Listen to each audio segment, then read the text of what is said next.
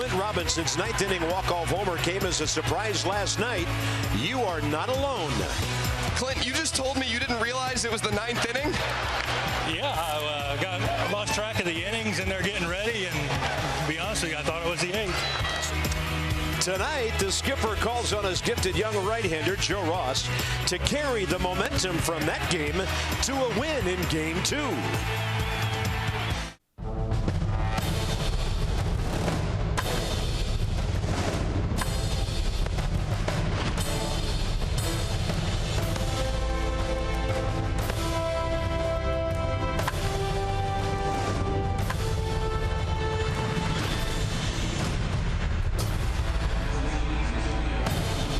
What a 24 hours this has been for the Nats on the field and in the press conference room. A lot of folks coming in tonight. Game 2 interleague play. The Nats have been great against the American League so far. Tigers have lost 7 straight, and the Nationals broke their losing streak last night. Big news, of course, around here. Stephen Strasburg, a Nat this year, plus 7 more. Great news for the franchise, his family, the organization, the city. It's a real feel-good thing for all of us. Yeah, feel-good day at the ballpark so far. Hopefully it can translate into a win tonight. Coming off the walk-off home run from Clint Robinson, Strasburg signs the big deal. And I think today just a celebration of Stephen Strasburg's career and everything he's done, coming back from Tommy John surgery, the injuries last year, to being one of the most dominant pitchers in baseball as we speak. 7 years of security. His family's for generations is set up. So good for the Strasburgs. It's a great day for the Strasburg family. Yeah, the Nats loyal to him years ago. He has returned that now. Maybe we'll be talking about a big contract someday for tonight's starter, Joe Ross. He doesn't have enough innings right now to get into the top 10 in ERA and opponent's batting average, but at the age of 22, uncommonly mature. Yeah, I was telling Rich Doobie, the Tigers pitching coach, watch this guy's presence on the mound. Throw his stuff out. I mean, the command's great, the slider's great.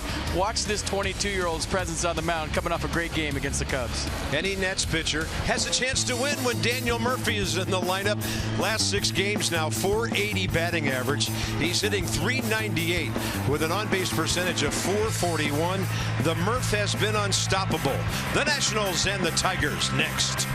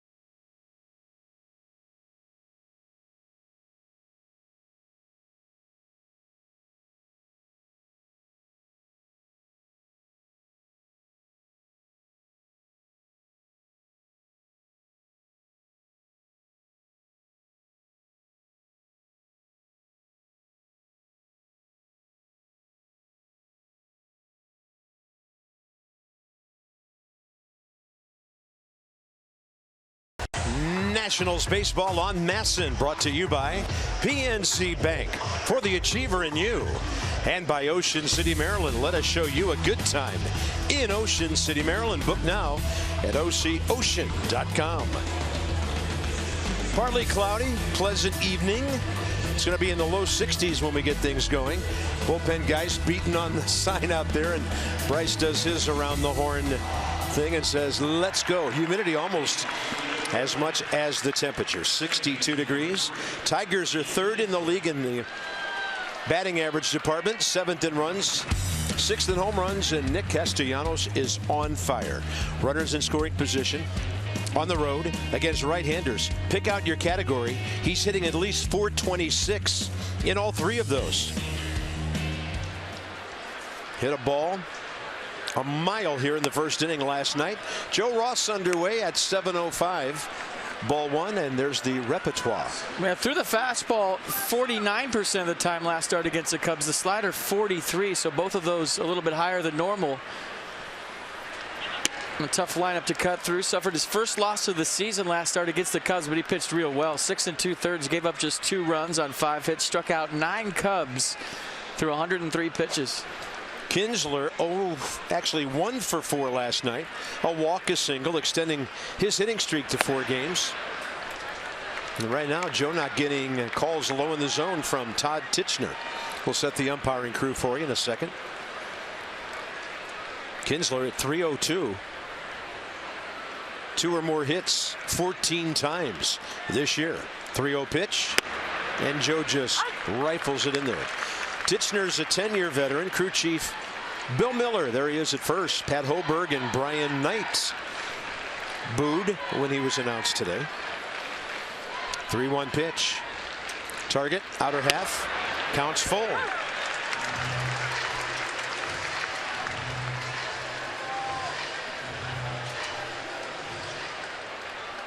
"29 innings, 20 hits, 4 runs. Joe Ross stingy this year. 9 walks, 23 Ks. And a bouncing ball. He came back from 3-0. Anthony Rendon to Ryan Zimmerman. Nice 3-0 comeback for Joe Ross to start this game up. And there's the defense behind Joe tonight. Worth, Revere, Harper, your outfield. Espinosa, Rendon, Murphy, Zimmerman, and Wilson Ramos behind the plate. J-Dub back in left field tonight.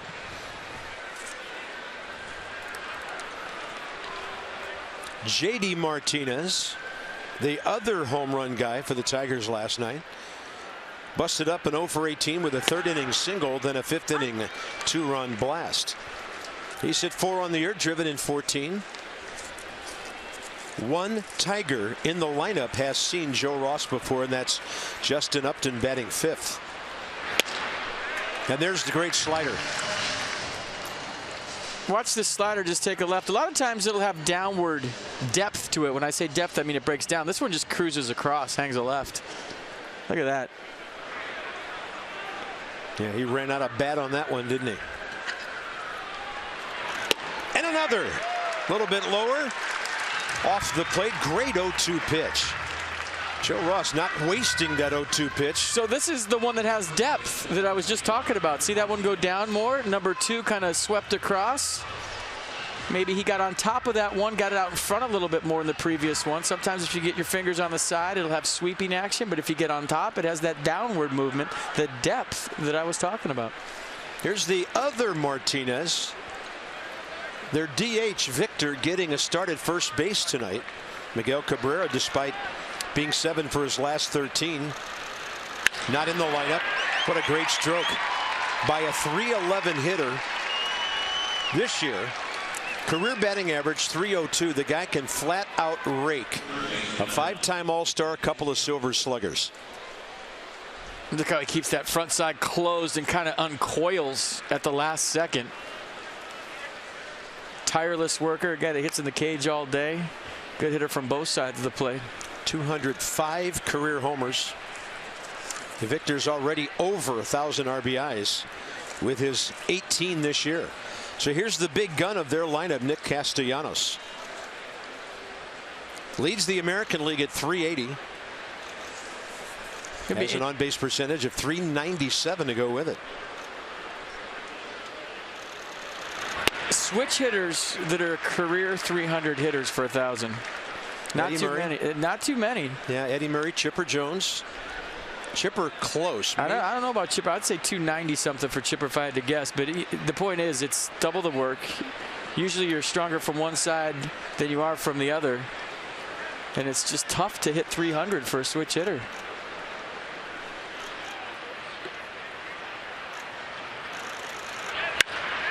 Castellanos reaching out, got good wood on it, but the steam was taken out of that one-handed swing.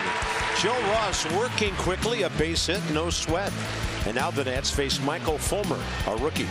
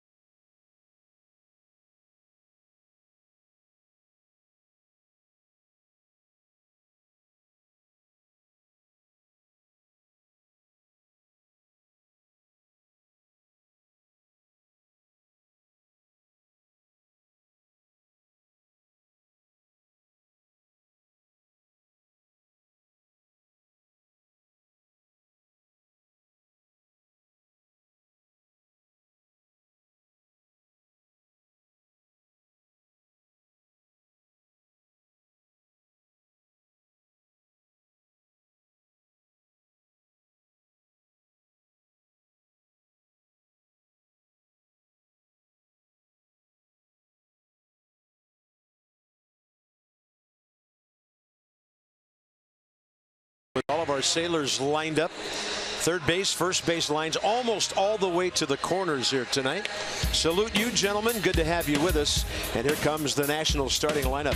Let's check in on Wilson Ramos, who's been great for the last week. 12 for 27. He sits safely, Ramos has, in 9 of his last 10 ball games, driving in 7 runs, hitting a homer. That's a potent number 7 bat in any lineup. Michael Fulmer, a 23-year-old rookie, making his 3rd big league start. Yeah, suffered his first big league loss last time out on the 5th against Cleveland. Gave up 5 runs on 10 hits over 5 innings. But he's got a swing and miss slider, fastball in the mid-90s, and he's not afraid to come right after you and challenge you with a fastball. Very aggressive. He'll challenge hitters on the inner half of the plate. He likes to establish in first so he can open up the outer half later. But he had trouble with his fastball command last start against Cleveland. Ben Revere takes one that's on the edge. Just like that, it's 0-2. Ben, 3 for 20 with an RBI. He got that RBI on a sac fly, 7th inning last night that got the Nationals back even. 0-2 pitch. Up and in. Inside the numbers from Jeep. So the Nats last in batting average and on base percentage and slugging. Most strikeouts. That will improve with Ben Revere, a contact hitter, leading off. Contact. Right side, Ian Kinsler. 1 out.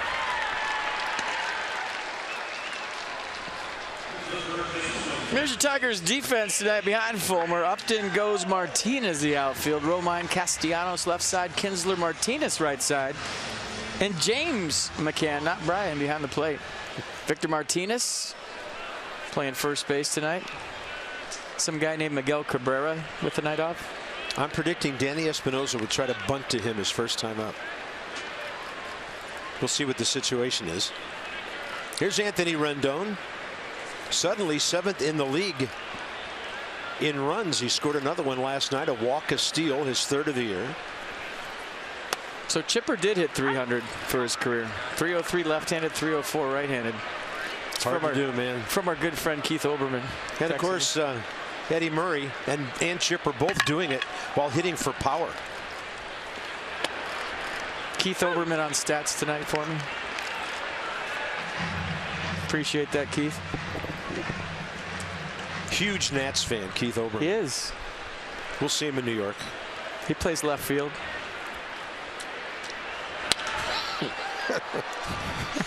Way over toward the corner. Way over toward the foul pole in left field.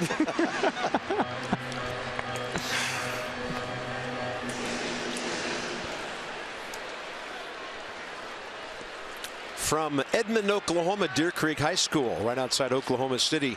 Michael Fulmer, originally drafted by the Mets. High and tight. He was part of a deal that had Yoenis Cespedes on the move.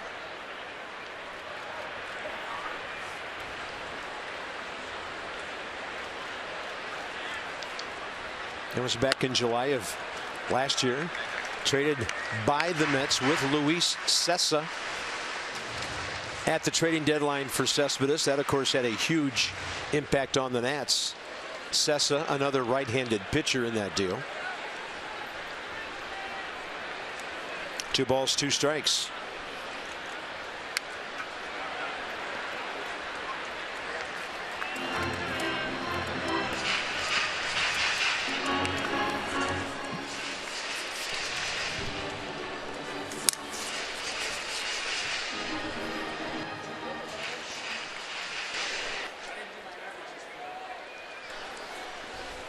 Two with 1 out. Anthony Rendon extends the at-bat. Fulmer's control numbers: 10 innings, 10 strikeouts, 3 walks coming in. But rather hittable. I mean, real hittable. 17 hits in those 10 innings, adding up to 378. Rendon skies one out to center. Kinsler out. Anthony Gose is in, and the center fielder makes the grab. 2 outs. So if you missed all the chaos last night in the bottom of the 9th inning, Danny Espinosa struck out on a high slider. There was some chirping in the Nats dugout, which happens all the time on high-low pitches. Very hard to decipher who it is in the dugout. I talked to Bryce today. He said he didn't say a thing. They were holding him back, saying, stay in the game, stay in the game. Bryce turned to the coach and said, he already threw me out. All the coaches turned to him and said, why? He said he picked me out of the bunch for saying something, and I wasn't saying a word. And then what ensued after that, I can't help you with, but that's emotional game. Sometimes things happen. Danny Espinosa told me that Brian Knight said, Bryce, you're out of the game. He named Harper from near the batter's box when he tossed him. I've had that happen to me before. I got thrown out of a game in A-ball because somebody else was chirping next to me. The umpire pointed at me and said, PF, you're gone. I said, first of all, it's FP. Get the name right. Second of all, it wasn't me.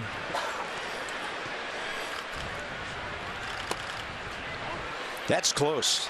Tight zone by Todd Tichenor so far. I think you should have tossed him. They should know names.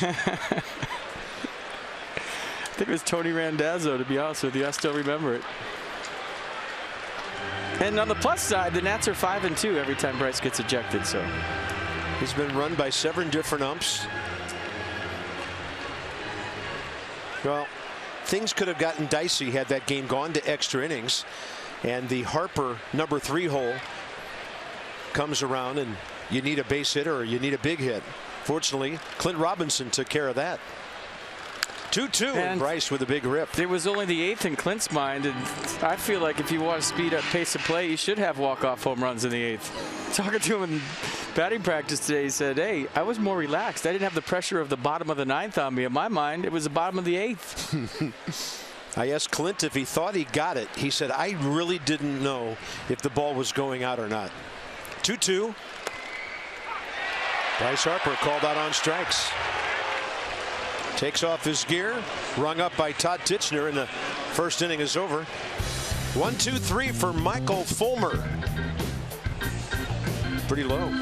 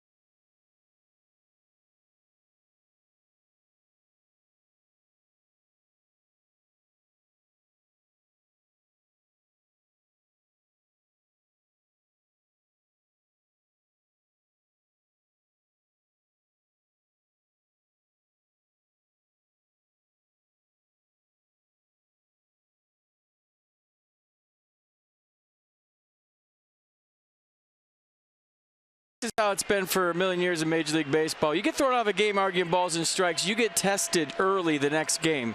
In a borderline call, everybody wants to see how you react.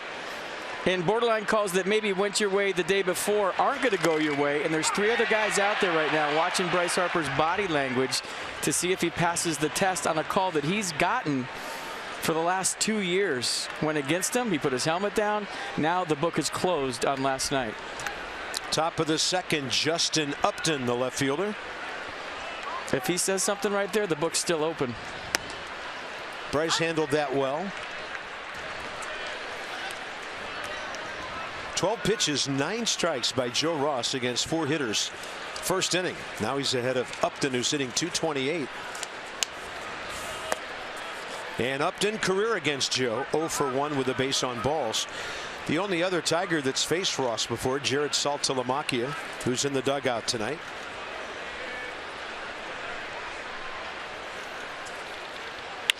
That ball's hit hard. Rendon to his right. Plenty of time to sidearm whip it. Zimmerman comes off the bag into foul ground to make the tag.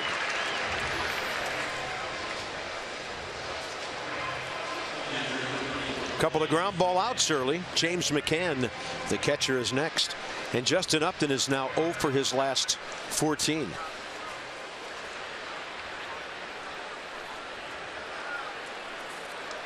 McCann 0 for 3 last night. Steven Strasburg struck him out twice. On the season, 3 for 30, 2 RBIs.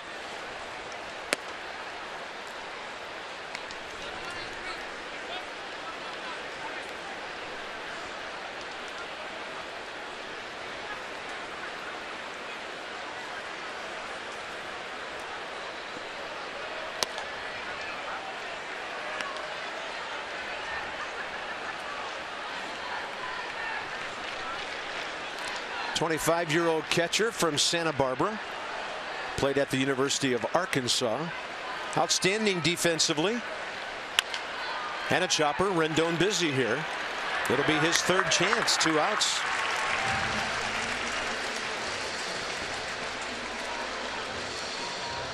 Quicken Loans Rocket Arms. There they are.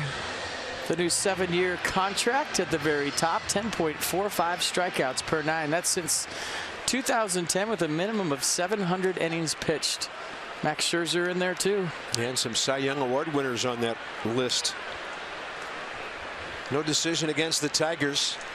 Gave up the 2 homers but kept his team in the ball game. Nats battled back from behind, got him off the hook thanks to 3 RBIs from Daniel Murphy. Max Scherzer and Jordan Zimmerman tomorrow. That'll be fun to watch. Not to hit. Not to hit.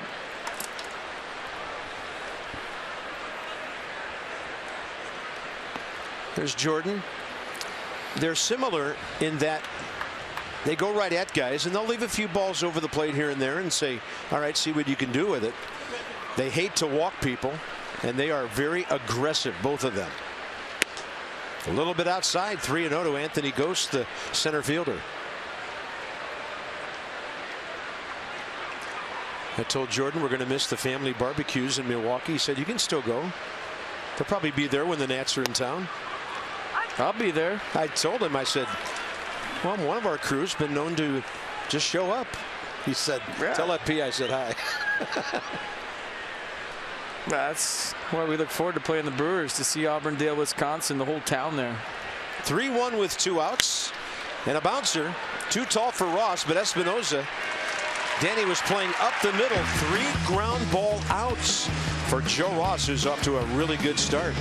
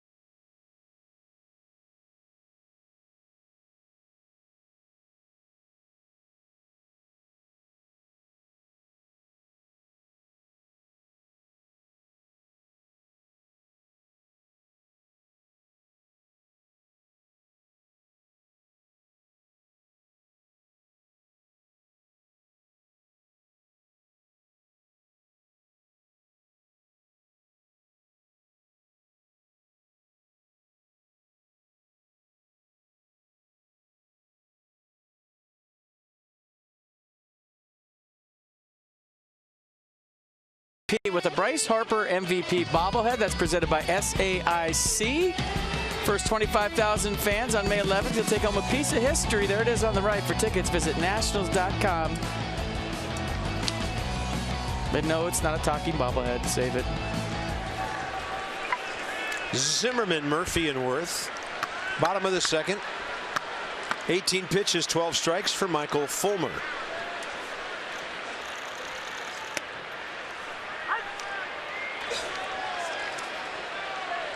You know that Fulmer is the third time that Bryce Harper's faced a pitcher younger than him. Done it a couple of times. You remember Jacob Lindgren in New York and Aaron Nola. So this is the third guy that Bryce has faced that's younger than he is, and I feel like that number is going to get real big soon. Yeah. There it is right there.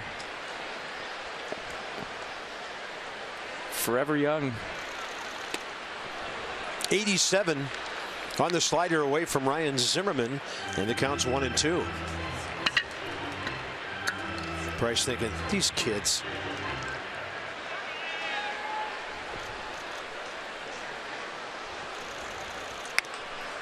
Close enough to be hacking on a 2-strike count.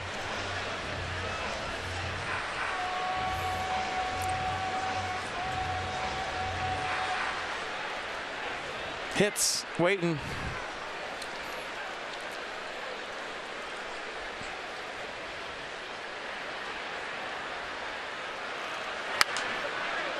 So James McCann sitting near that outside edge. Ryan going right out there with the pitch. I've seen Fulmer's slider on video, and it's dirty. It's just a disappearing slider. I just don't think he commands it as well as Joe Ross does, but two pretty good young pitchers tonight with sliders on display that are both swing and miss pitches. That's upstairs.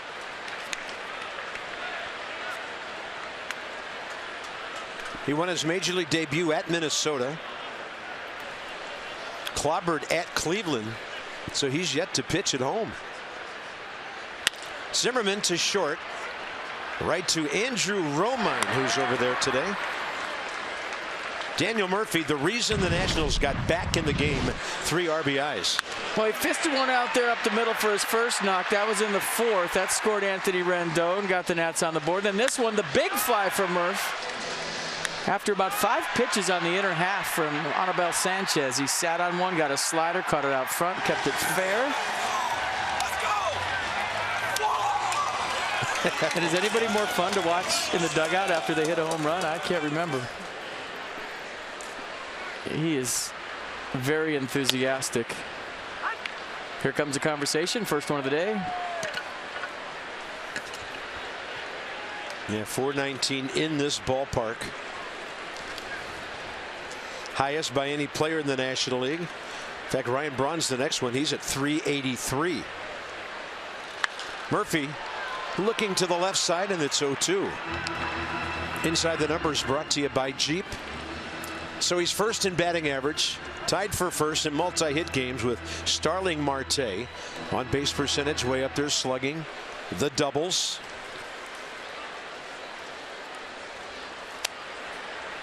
And extra base hits. He's in the column as well. 0-2 with 1 out. Target way in. I'm liking Michael Fulmer's stuff so far. I guess the question that's kind of running through my head is, can he keep up this pace? He seems like he's max effort right now, almost like a reliever coming in for 1 inning, letting it rip. There is no pacing to Michael Fulmer's game so far. Murphy right up the middle. It does not matter whether it's 0-2 or 1-2, which it was right there. He'll battle back, get the count where he wants it, and another base hit, his 48th hit. Came in at 96, left at 104. HITS, hits. There goes the no-hitter. What new? Daniel Murphy. Barrel and baseball are super good friends. Now hitting 403.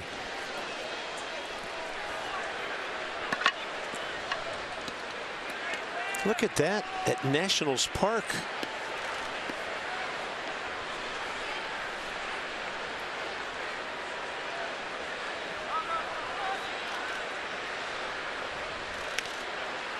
Jason Worth is up there, first pitch hacking after a day off. He's hit safely 9 of his last 11 games.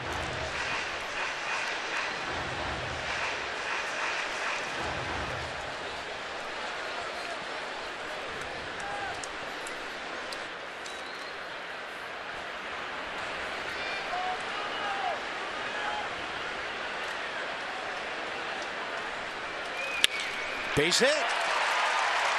Murphy charges hard into second. Rounds the bag, goes back as Upton is up with it. And a big spot now for Wilson Ramos. He's got a slider, and it's not breaking yet for Fulmer. I mean, the slider's last time out against Cleveland was probably his best pitch. Last couple have kind of spun up there. Maybe he's overthrown him. Watch the break on this. It doesn't do a whole lot. Stays through it. Nice piece of hitting. Line moving in the second.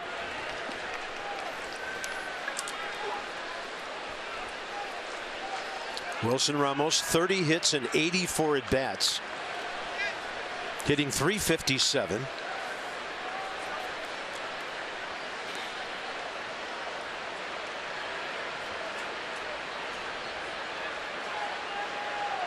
A lot of ground ball room right side. Wilson's at his best in these situations when he waits that extra instant on the ball. They work him inside looking for a grounder to the left side.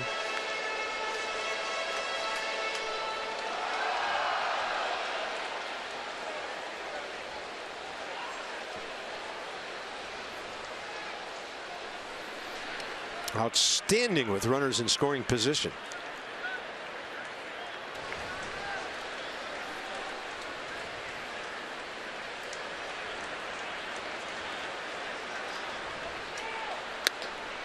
That slider again, he doesn't have a feel for it. And as a hitter, Carp, the reason I'm saying it, if I see a pitcher that has a good slider throwing cement mixers up there, that pitch is out of my head. Now he's basically a one-pitch guy. He'll throw a changeup 7% of the time. But if you know that he has no confidence in his slider, now it's one pitch, fastball, in your zone. You've eliminated that pitch until he reestablishes it, if he does. Ramos takes ball 3. There have been some close pitches low in the zone not called strikes. There was one exception to Bryce Harper. Let's have a look at Nissan and what happens here. It's a pretty good pitch. Framed forever by James McCann. Well, he took it out of the zone. He took the ball down and then came back up with it. That might have been the difference. 3-0. Ramos hacking.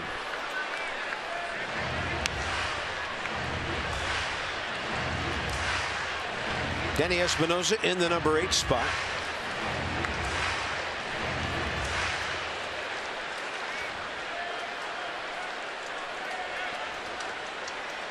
No score early.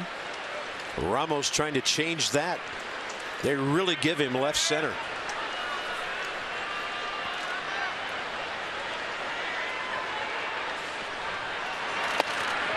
Bases loaded. Ramos with a great batting eye in that AB. And a big spot now for Danny Espinosa.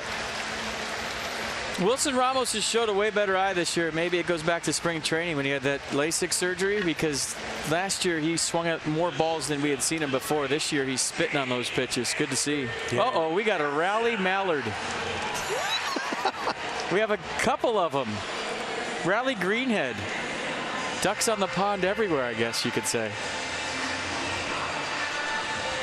Yeah, and the event staff not exactly sure what to do about this. I mean, ducks at the ballpark. The closest water, the Anacostia, running along the first baseline. That's a greenhead. You might say one's fair and one's foul. Yeah, well, I do. I knew there'd be a corny joke in there somewhere after my ducks on the pond. Now they're both foul. Welcome. Later, it's peanuts for everyone. Here's Danny Espinosa, 1 for 4 last night.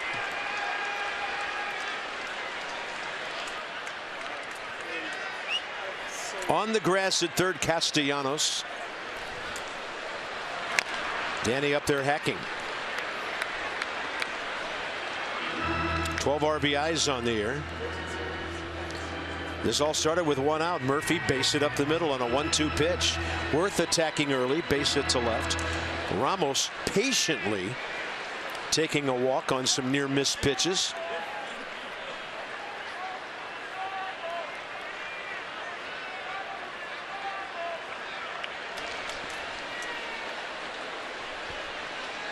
Target away.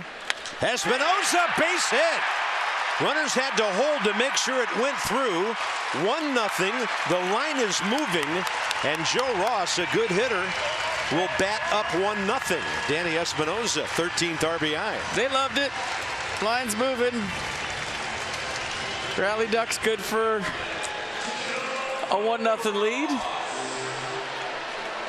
Danny Espinosa's heating up, folks.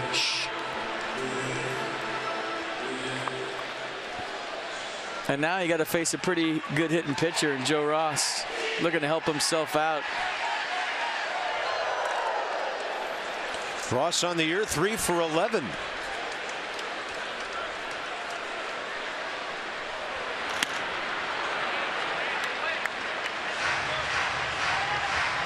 See, that was he's going to lay a first pitch fastball in there for me. Ambush, got the slider. Joe Ross is looking for his first RBI as a big league hitter. He'll look at that one, and it's on the outside edge, 0-2.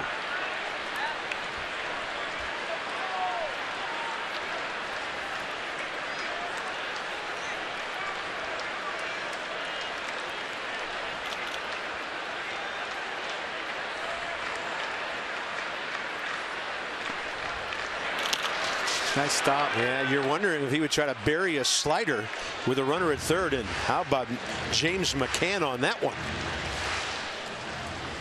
He really worked hard to get in front of this ball. Watch him all the way to the forehand. That almost squirted by him. Nice stop.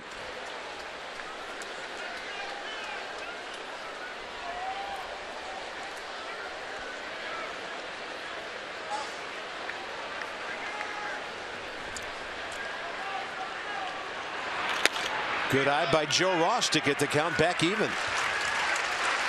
Little respect, 4 straight sliders to Joe Ross. He hasn't seen a fastball from Fulmer yet. Ben Revere waiting.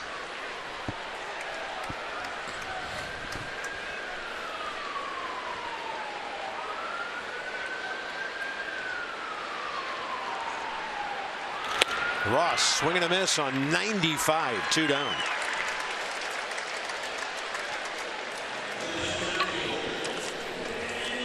Listen to your favorite music while supporting your ball club. On Saturday night, May 14th, the first 25,000 fans, you receive a Nationals music speaker presented by Coca-Cola. Visit nationals.com/tickets to purchase today. All right. Cool. Revere bouncing ball to the right side, first time.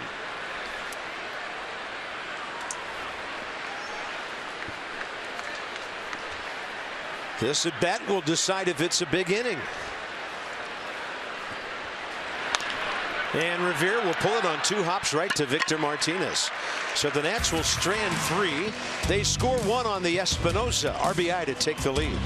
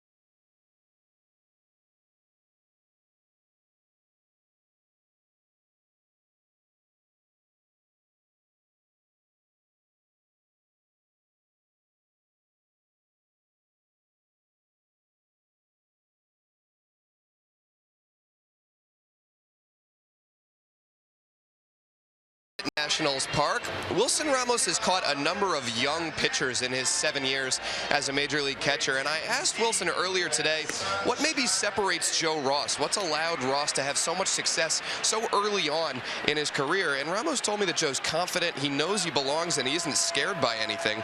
He has great stuff, but Wilson said there are a lot of young starters that have great stuff or high velocity. He said what really separates Joe is that he has very good command to go along with the stuff. Ramos said he can call for, say, a fastball in.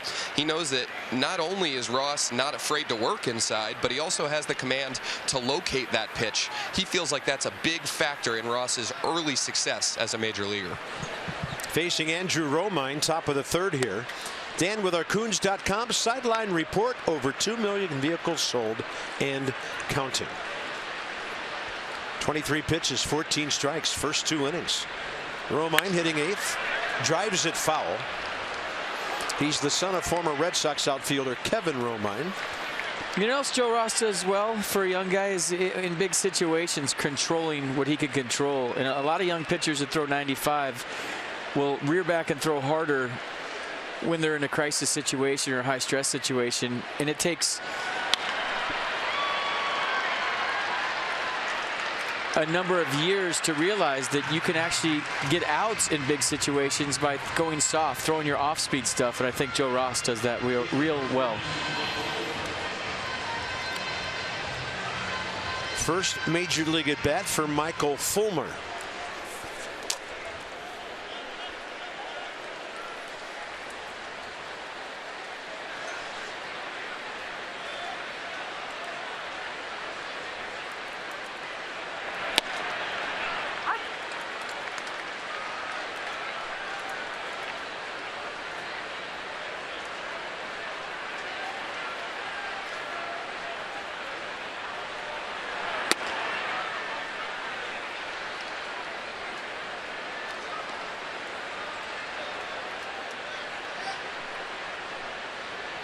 One ball, one strike.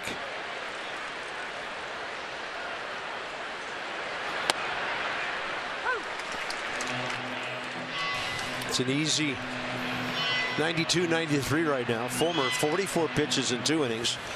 And Joe attacking the strike zone, getting himself off to a great start. Drops in the slider.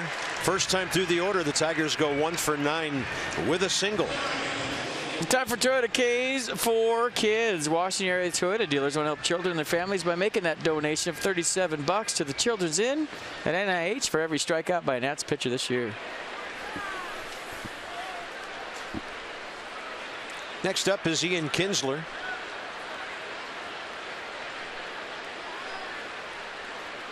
First batter of the game. Joe fell behind 3-0, came back and got him on a full count. Ground ball over to Anthony Rendon.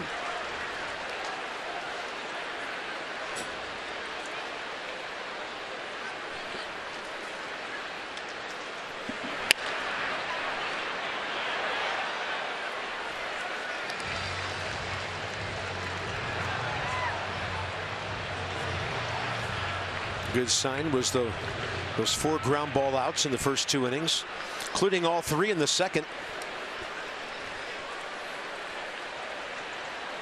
And the 0-2 going right at him, and that's a fair ball into the corner. He got a lot of the plate with that slider, and Ian Kinsler knew what to do with it, and that's a 5-game hitting streak for him. Well, you saw Wilson Ramos when he gave the sign. He patted his glove in the dirt. They wanted to bounce that slider. Watch Ramos give the sign. He wants it in the dirt. There's 3, slider, bounce it for me. Joe Ross shakes yes. So sometimes it's just not the pitch. Joe wanted to bounce that. It's the execution of it, and more times than not, Joe will get that thing in the dirt. That time he left it up. JD Martinez is next. Ross struck him out swinging first time. Ball driven to right. Bryce Harper going back, turning around and backpedaling to make that catch. Ross on the attack. Tigers swinging early. 1-0 for the home team.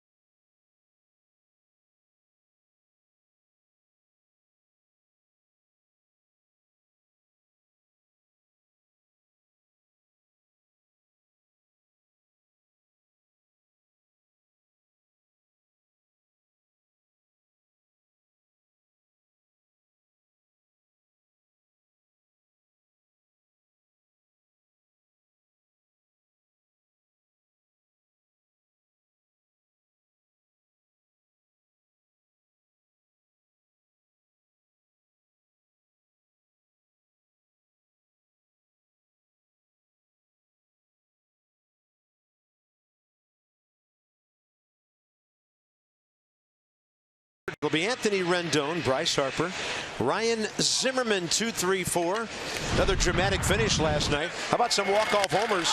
First off, FP, it was Chris Heisey against the Twins in that marathon 16-inning game. You and I were talking before the game today. How many times have you seen bench guys for the Nats and walk-off homers? We're only a little over a month into the season, and they have contributed mightily in big swings of the bat. Why? You ask? Because Dusty Baker gives these guys regular playing time to keep their swings locked in. We talk about it all the time. Why are they playing on the third game of a series? So when he asks them to go up there and win the game, they have ammunition to do it with. That's why those two guys you're looking at have been so good in pinch hit situations. Anthony Rendon takes one a little bit away. 2 balls, no strikes.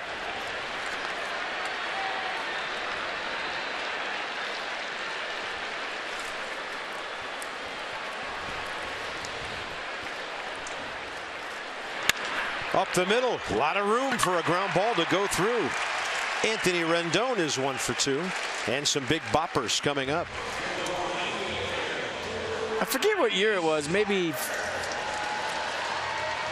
13, when everyone was discussing the Nats bench and saying they just haven't performed. They're not doing their jobs. And Davey Johnson never played them. They rotted on the end of the bench. They were never given opportunities to stay fresh. Therefore, when they were asked to go up there and win a game, they haven't played in 10 days. It's hard to do. Yeah, tough enough to hit when you're getting 3 or 4 ABs.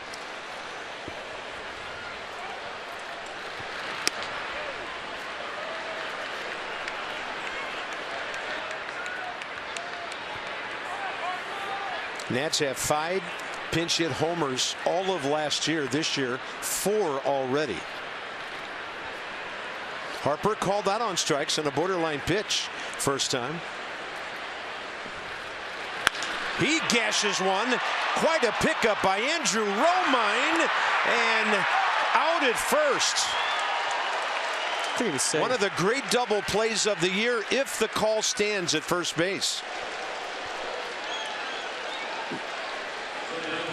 That ball was by Romine. Well, that ball's hit hard by Bryce Harper. Nice play by Andrew Romine. And let's see if they're going to challenge it. I thought Bryce was safe first look, but we'll take a look at it again. Kinsler with the turn going away from the play, and he looked pretty safe there to me. They're going to the headsets. I mean, who knows? Tough to tell on that angle, but I'm sure we got a few more. This will tell you right here. Safe. Clearly safe. I don't think that'll take very long. Safe. Crowd just saw it. It's Bryce Harper. He's out.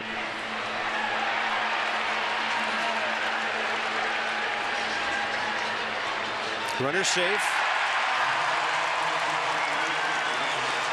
So we get on him when it takes a long time. You got to give him props when it's quick like that. Nicely done. Yes, sir. Last night, Ryan Zimmerman beat out a would-be double play ball in the 6th inning, and the next man, Daniel Murphy, homered to make it a 4-3 game. So it's 1-on-1 out here.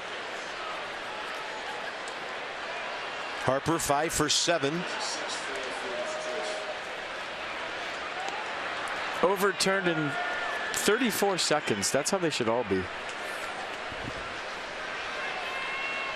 The hot pocket rule that we made in Chicago. Yeah, some plays are simpler than others to determine, and that was one of those. If you can microwave a hot pocket, and the time they're doing a replay, it can't be overturned.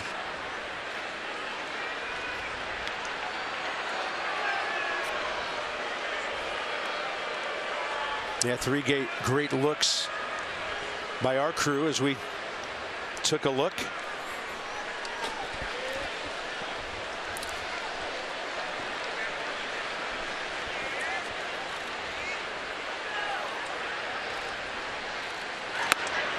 Way inside, that spins Ryan Zimmerman around.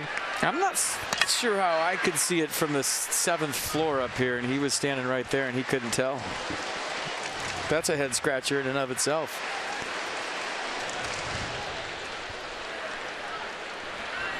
You'd love to see Ryan Zimmerman start driving the ball to that gap in right center.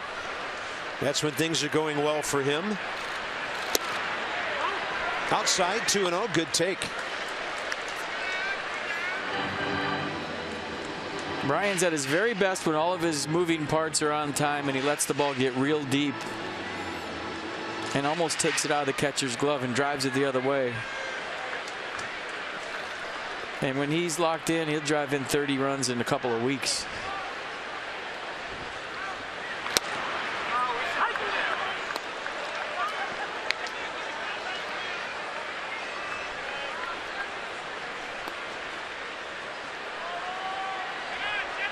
Fulmer's given up a couple of home runs in his first 13 big league innings.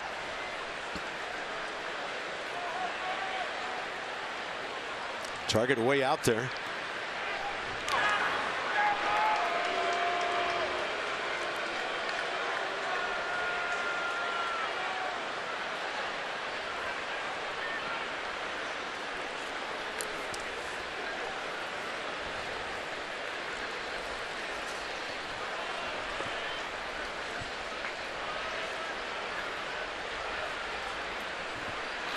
Zimmerman hits it extremely hard. That one to Romine. What are you going to do? Harper and Zimmerman both killed it. The shortstop made a great play on one. The second one right at him.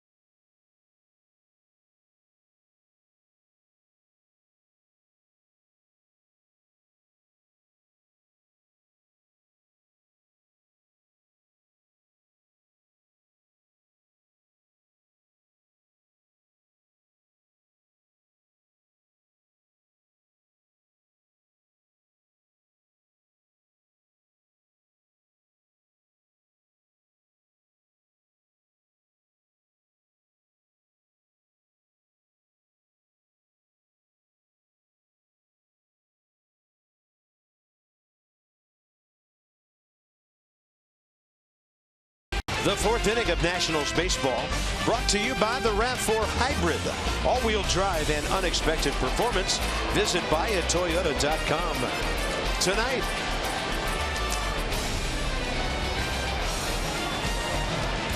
Justin Verlander right there. Yeah. You see him? And they're here from Connecticut. Top of the fourth inning.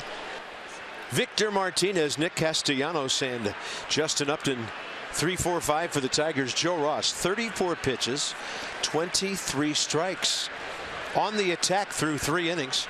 Danny Espinosa goes up the middle and keeps on going to the right field side against Martinez, who singled to the right of Anthony Rendon first time up, and he's at short. I mean, he stayed back on it and lined it hard to left.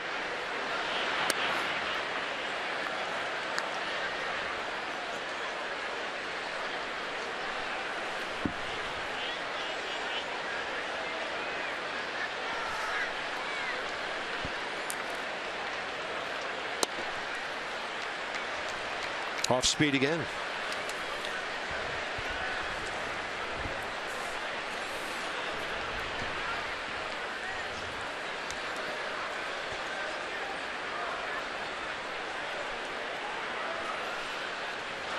Victor Martinez had all kind of problems with his left knee last year. Only played 120 games at 245. Really a career low for him to deal with the injury. And it's 2-1. He gashes that one. Look out, Omar Vizquel. He could have made that play with his bare hand if he wanted to. I'm telling you, sweetest shortstop I ever saw right there. Just watching him taking ground balls in batting practice was fun. 11 gold gloves. Look out. I'm telling you, he makes those plays in his sleep. He's going to stand fair, getting a little heat from the Nationals dugout.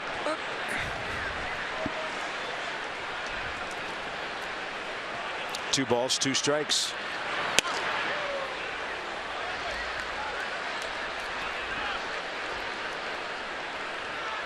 Mercedes-Benz with the at-bat. Martinez came in .325 against right-handed pitching.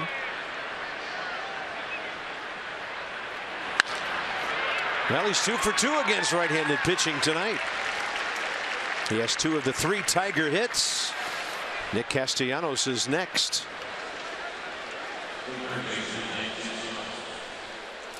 .37 years of age and still hacking like he's 27. Boy, he can hit.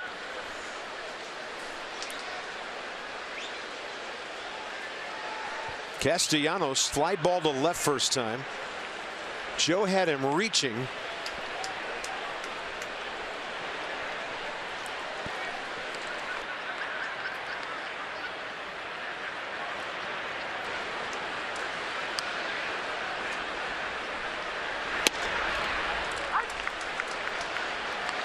We don't usually see this with too many position players.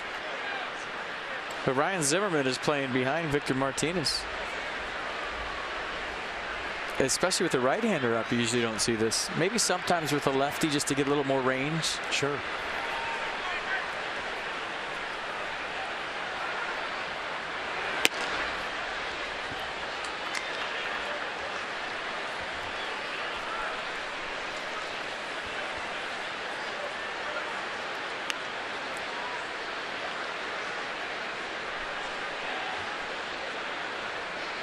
Top of the 4th inning, leadoff man aboard, a 1-1 pitch. Castellanos hits one high and deep to left, and he has done it again in this series. Left the yard in the 1st inning last night. 4th inning tonight, 2-1 Detroit on his 7th of the year. He is some kind of hot.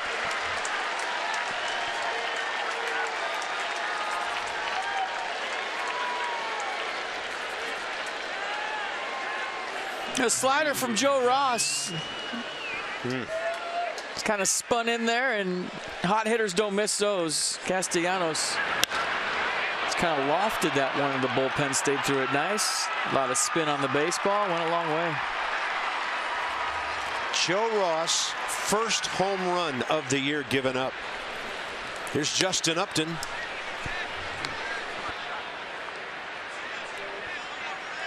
Boy, he is just hammering right-handed pitching.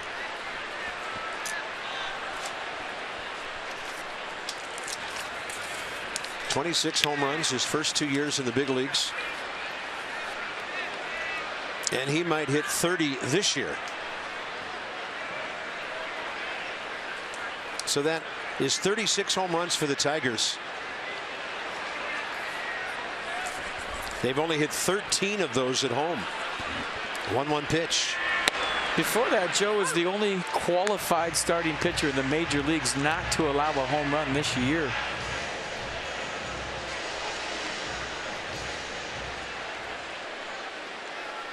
Nationals have hit 39 homers this year, now given up 25. So you hit a home run and then you go back to the dugout and catch a foul ball.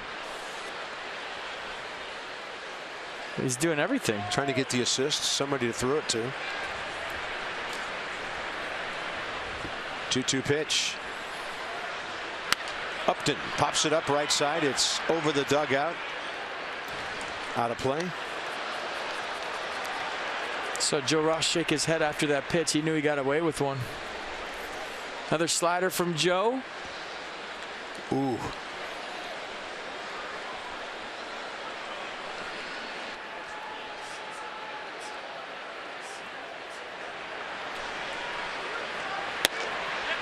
close to the outside edge.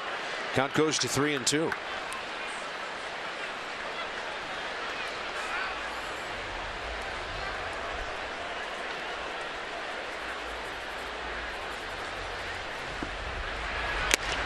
Slider, foul tip, strikeout. Joe Ross, 3rd K of the night. First out, 4th inning.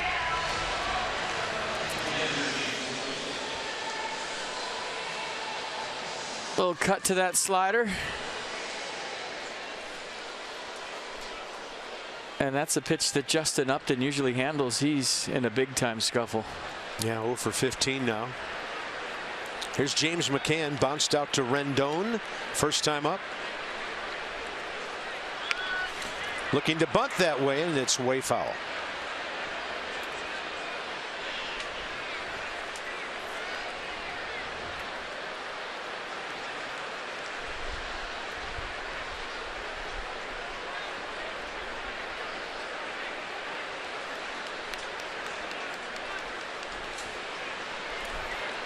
What was your favorite part of today?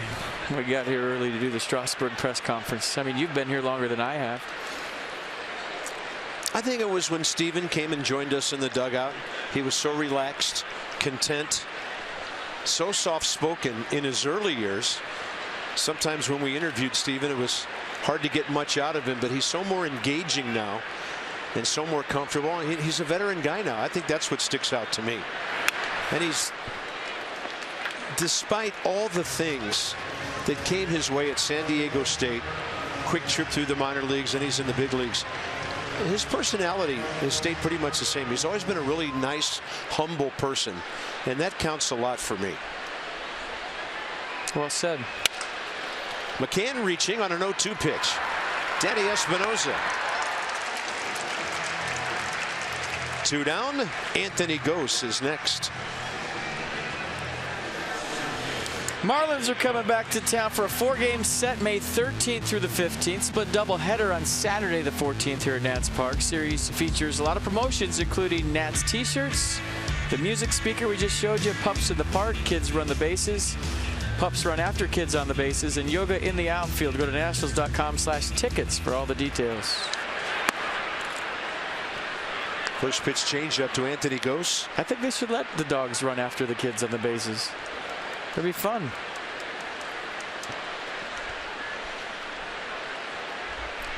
As a parent trying to picture that. And you're cleaning up. 2-0.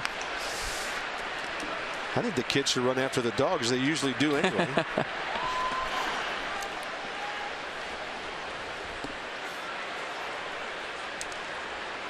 Marlins, by the way, in a 1-1 game at home against Milwaukee right now. Bouncing ball. The ground balls are back 2 in a row. And that would be 6 on the night for Joe Ross. You see how Murphy was running when he made that throw? Can't wait to get a bat in his hands.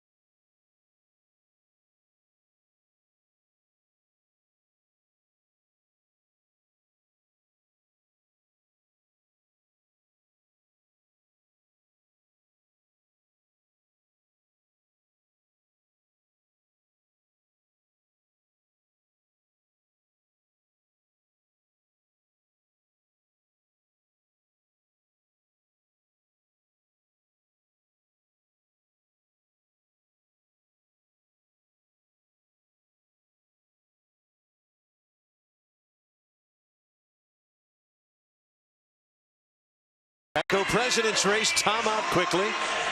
Abe's got a good gait going tonight. So they go past the scoreboard. We edit to the finish line. And Teddy kind of laying back in fourth place, pacing himself. And a big smile as he takes the cake tonight. He won by a punch. Bottom four. Daniel Murphy. Batting over 400 again.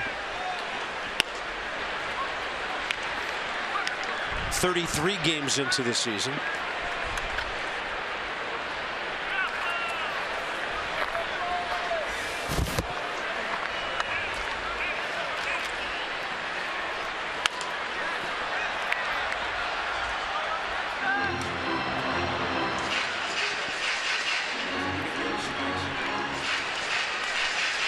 Jason Worth on deck.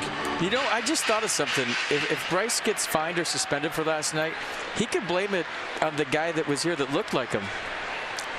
That wasn't me. You could say that wasn't me. It was that fan that dressed like me. He snuck into the dugout and ran out there. It wasn't me. Murphy high in the air to center. Anthony Gose about 380 feet away for the first out. Next five. It starts with Jordan Zimmermann and Max Scherzer tomorrow night. Day off Thursday. The Marlins will be here. Split doubleheader on Saturday. And then WUSA 9 will join us. That'll complete the homestand before a day off Monday and then a trip to New York City.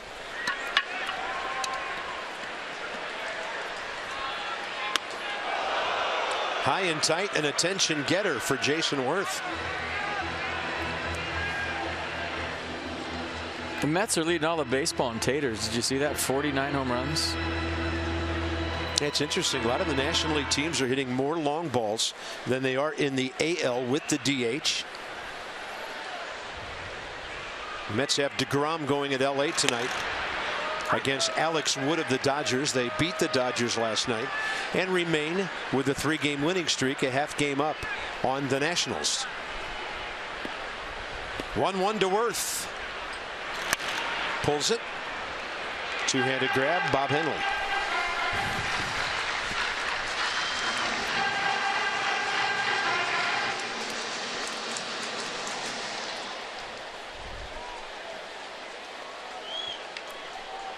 Philly's just 2 games behind the Nats. Miami right in there. And the Braves have lost 4 in a row again. Their nightmare continues. 1-2 with 1 out. Worth swing and a miss. Jason Worth strikes out for the 32nd time this year. 3 Ks for Fulmer. Let's go inside the numbers with PNC. So since the 1st of May, Daniel Murphy getting a base hit 46% of the time. Wilson Ramos right behind him. And the Marlins giving Derek Dietrich some at-bats these days. We've always liked that guy. Here's Ramos. Walk first time up. I think Dee Gordon gave Derek Dietrich some at-bats. Yes, he did. So Murphy out to lead off the inning. Wilson gets jammed. 95 in on the trademark, and it's 0-2.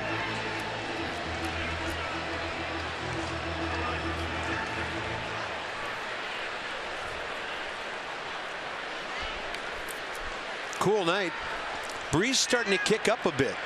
Flags on top of the scoreboard are coming in from right center. 0-2 pitch. They want it upstairs. Ramos goes up and gets it. Those flags will start before the big ones out in left field start moving. And on the right, as we always note, the blank flag waiting for the next Washington World Series. 0-2. Wilson Ramos just spoiling pitches now.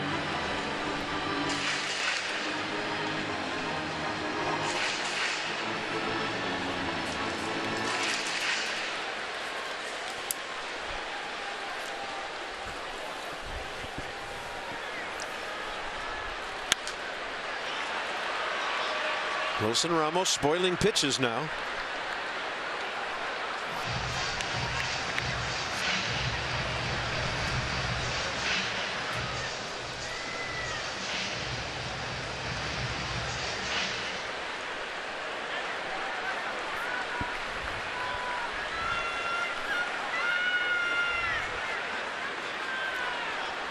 Oh, 2 again. Target way out there. Wilson Ramos takes it.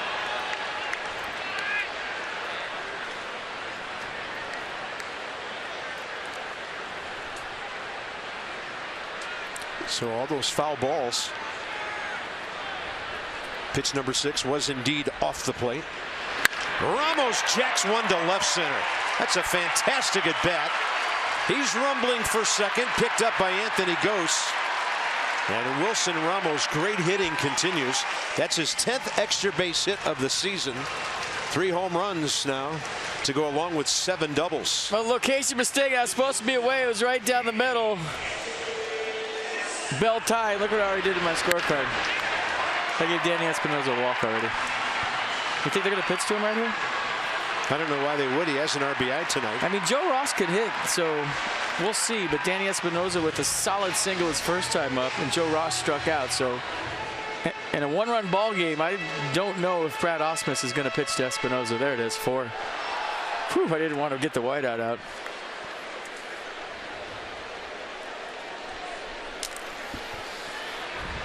Second walk of the night coming from Michael Fulmer.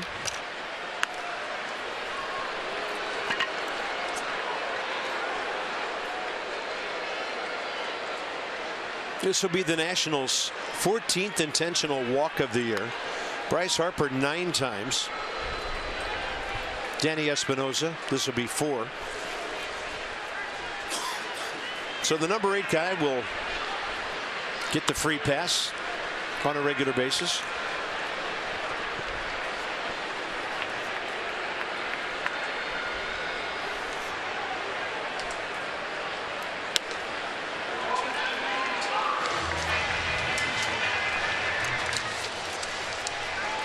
Come out to the ballpark on Play Ball Weekend, May 14th and 15th, and that's celebrate all forms of baseball and softball. For more information on Play Ball Weekend activities and to get your tickets, visit nationals.com/tickets.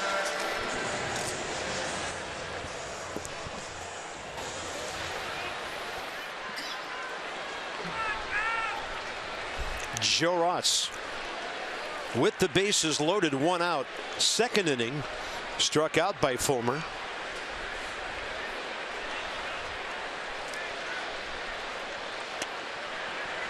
Strike call with 95.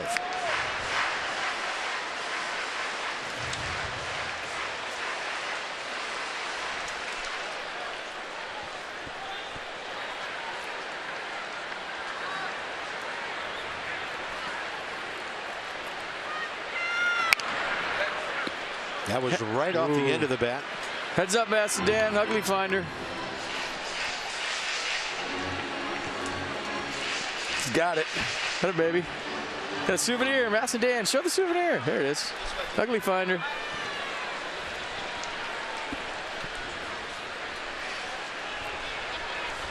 And the 0-2 with 2 outs. Ross can't get upstairs for that one. So the Nats have stranded 5 runners tonight. We can celebrate with some Strasburg t-shirts, jerseys, you name it. When we come back, Dan has more on the big signing.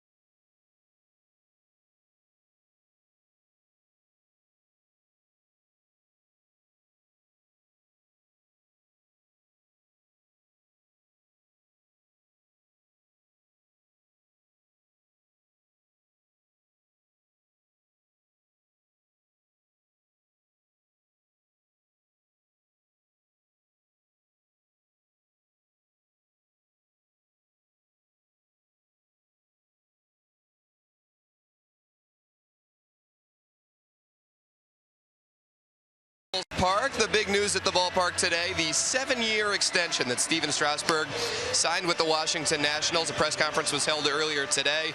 Strasburg, Mike Rizzo, Scott Boras, all there on the dais talking to assembled media members. And the main impression that I got out of that group session today was comfort kind of from all parties involved. The Nationals' comfort with Stephen as a person and as a pitcher, Stephen's comfort with the organization and the D.C. area, as well as his wife's comfort.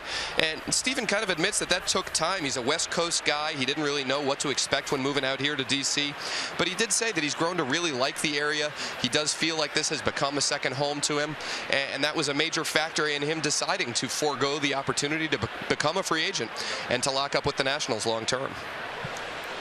The relationship cemented. Coons.com with our sideline report. Dan bringing us that. Over 2 million vehicles sold and counting at Coons.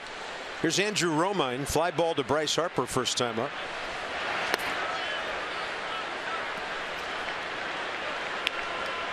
Can't imagine the feeling.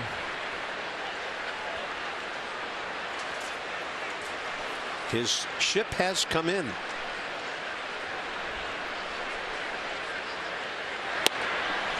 Ross misses 3 in a row with the pitcher on deck.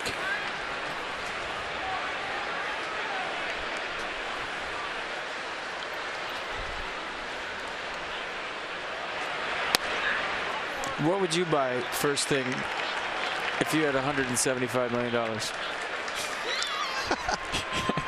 I think I know. You go out and get the best set of golf clubs that was possibly ever made. And a personal swing coach. And maybe, just maybe, give away a scorebook. Maybe. Maybe. Fulmer called out on strikes first time up. Can we get back to reality now? God locked you up with that question. A lot of money. That is a lot of money. Yeah. Good for him. Good for the Strasburg. Everyone says it's a great day for the organization. It's a great day for the Strasburg family, period. That's who it's a great day for. And good for them, and congratulations to all of them. I think our Masson crew would get 20% right off the top. That, I mean, your nose is growing as you say that. Like Pinocchio. Hard to fathom.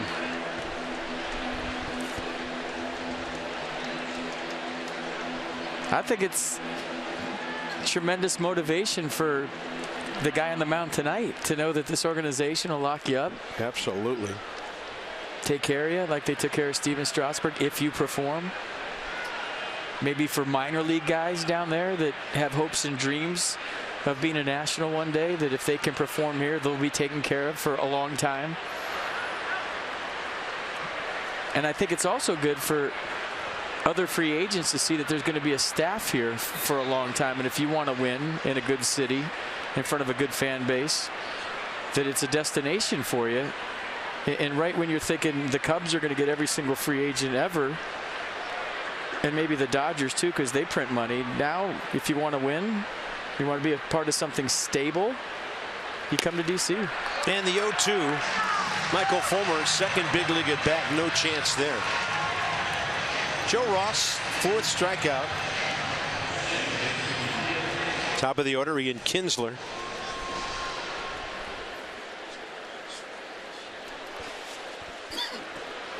Kinsler, double last time. 1 for 2. And in the series, 2 for 6 on base 3 times.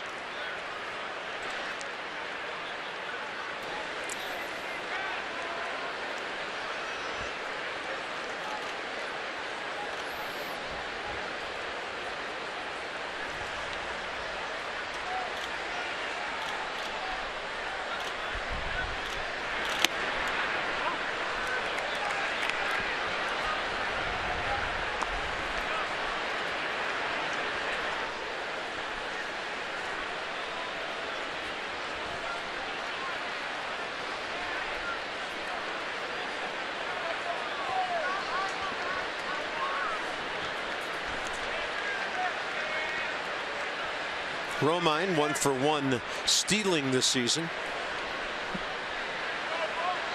Pretty good lead, and Ross checks him.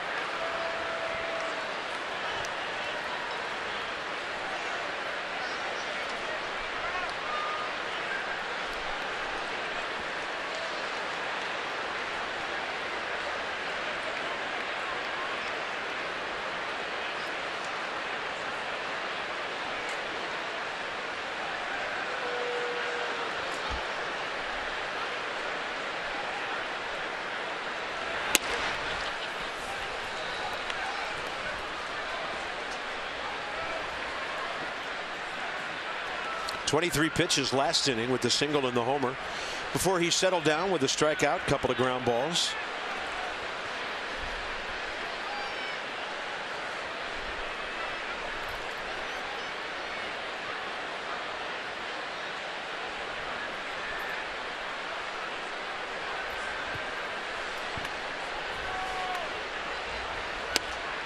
Joe work rate slowing down with a man on base, and it's 3-0.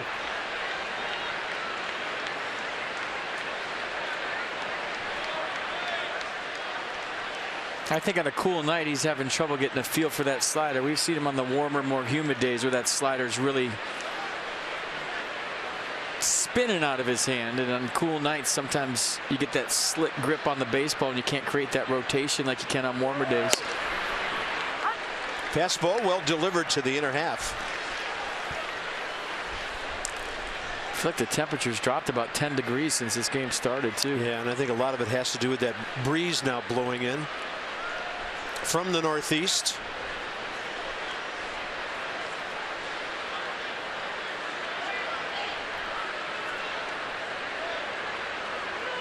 Runner goes, swinging a pop-up.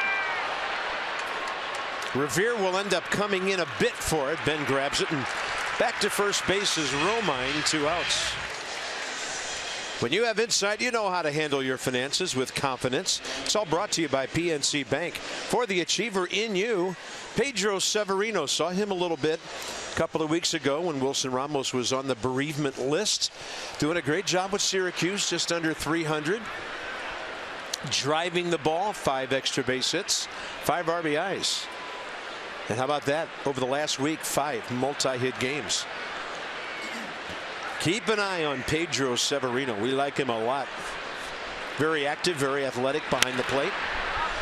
And a first pitch pop up this time. JD Martinez to Daniel Murphy. And that's it for the Tigers in the top of the 5th. Top of the order, Ben Revere looking for his first base hit tonight.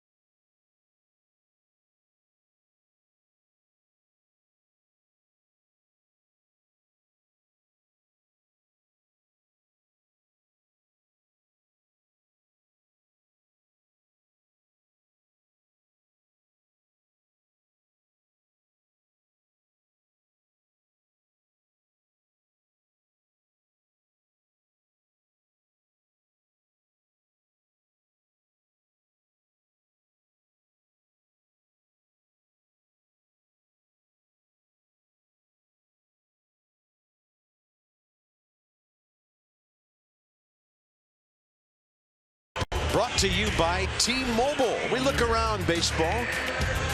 Jose Altuve is driving the ball out of the yard. Look at the slugging done by the little guy. Robinson Cano, he's always one of the great offensive players in the American League. And who's Jackie Bradley Jr.? He's from Richmond, went to Prince George High School, University of South Carolina. Red Sox drafted him first round 5 years ago, and he's 0 for 2 tonight, trying to keep a hitting streak going. Jackie Bradley from the Commonwealth. Bottom of the 5th underway. Jose Altuve hit a ball out 15 rows deep to right the other night. And I'm thinking to myself, I mean, he's smaller than Ben Revere. And the greatest display of power to me is an opposite field home run, and I just didn't know Jose Altuve had oppo pop like that. He's 5'6", isn't he? 5'7"? Yeah. 5'5".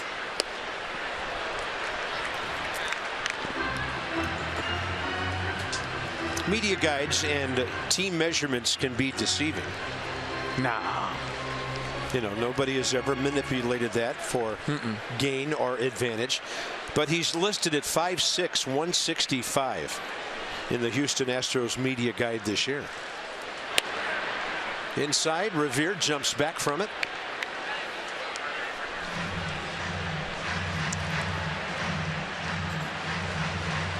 Dusty, you'd like to see Ben Revere on here, obviously. I'd like to see Ben Revere on here. I want to see him run around those bases. He's fun to watch. Right up the middle, got by the pitcher. Circling behind it, Ian Kinsler. And a stretch by Victor Martinez to catch it 1 click sooner. Revere 0 for 3 on ground balls. Anthony Rendon is next.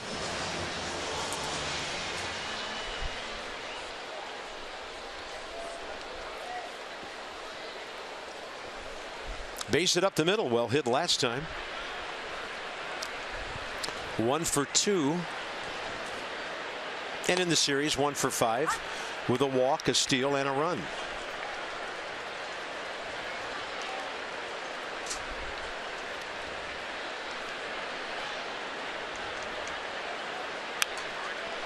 And he was swinging from the heels there.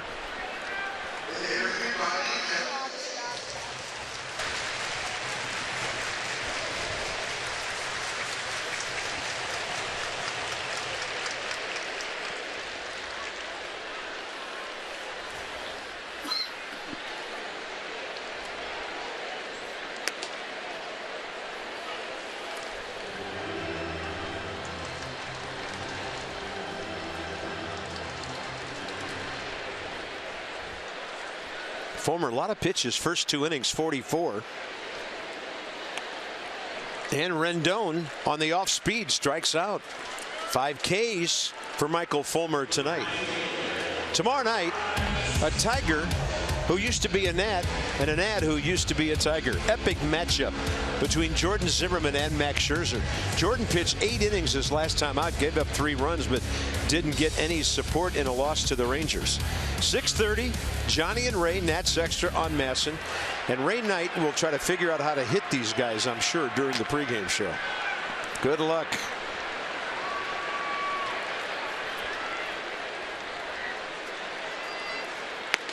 Fastball away. They're giving Bryce Harper the entire left side of the infield here.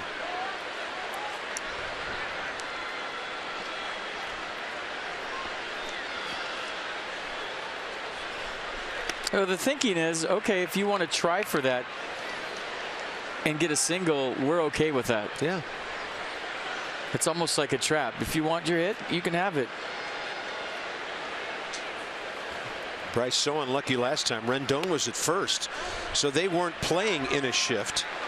And his scorcher was grabbed by Andrew Romine, who almost turned it into a double play. Mercedes-Benz pitched 3. See? Told you the book was closed after that first 3-2 pitch. Yeah. Harper taking.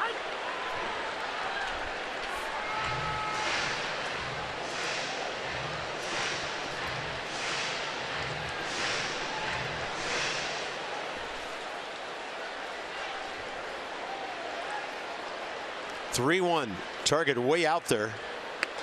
And Bryce will take a walk. His 33rd of the season. He's getting up there in bases on balls, right behind Paul Goldschmidt, who has 35.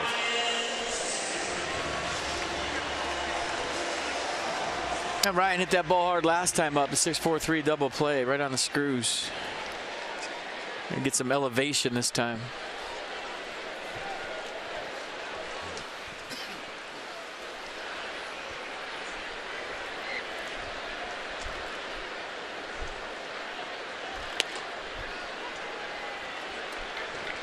Borderline pitch, ball one.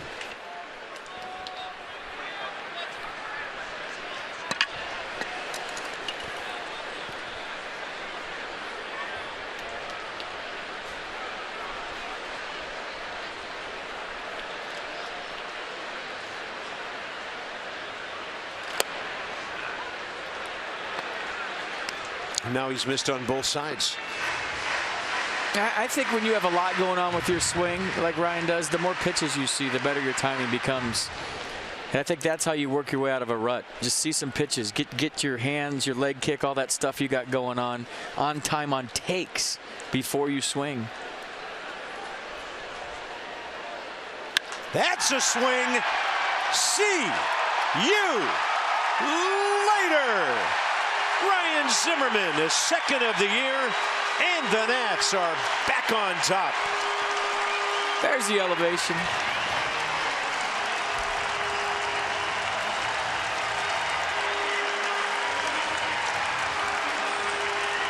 Career homer number 202.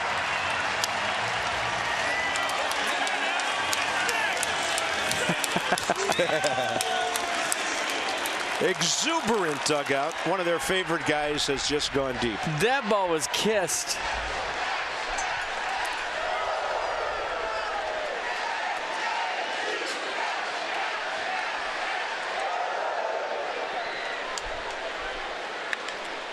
Up comes Murphy and another base hit. It's just how he gets them. Guys are diving off the end of their glove. You know, he hits them in the seats and the gaps too, but everything's falling for Daniel Murphy. Daniel hits Murphy with another two-hit game, and Ryan Zimmerman, who hit the ball hard last time up, gets into a 2-0 count, working on all those parts, getting the timing down on some takes, and he catches her out front and gives her a ride. Second home run of the year, and it was a long one. A high one. And about halfway up the bleachers in left field to give the Nats a 3-2 lead. Good for Ryan.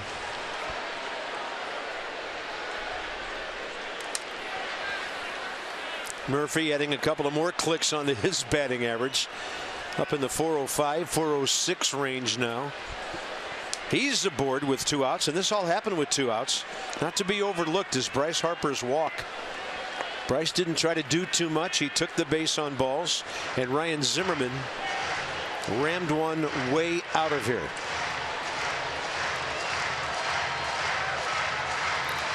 By the way, for Murphy, 17th multi-hit game of the year, the most in Major League Baseball. Zimmerman gets the Nationals to the 40 home run mark. Third given up by Fulmer. Here's Jason Worth. Hard hit base hit to left and a swinging strikeout.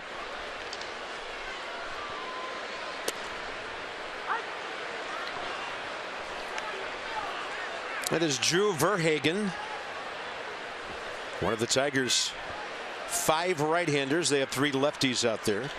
Their closer, K-Rod, Francisco Rodriguez. Target into Worth. Pitch was probably off the plate, and Jason couldn't stop his swing. Bill Miller from first on the appeal.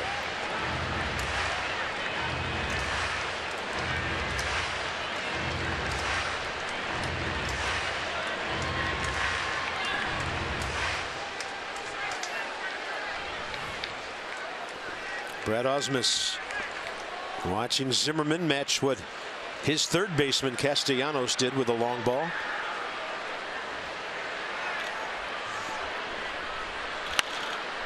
Now the battle begins with 2 strikes for Jason Worth.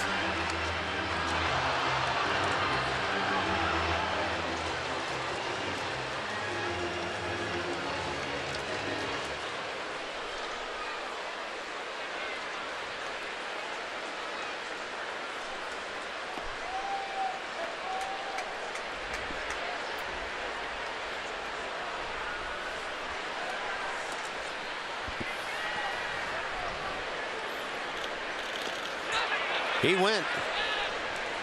And Jason Worth will be tagged out, and the inning is over. A walk and a blast. Harper got the base on balls. Ryan Zimmerman, he knew it. Everybody knew it. Where would it come down? About halfway up the seats and left. Washington back on top.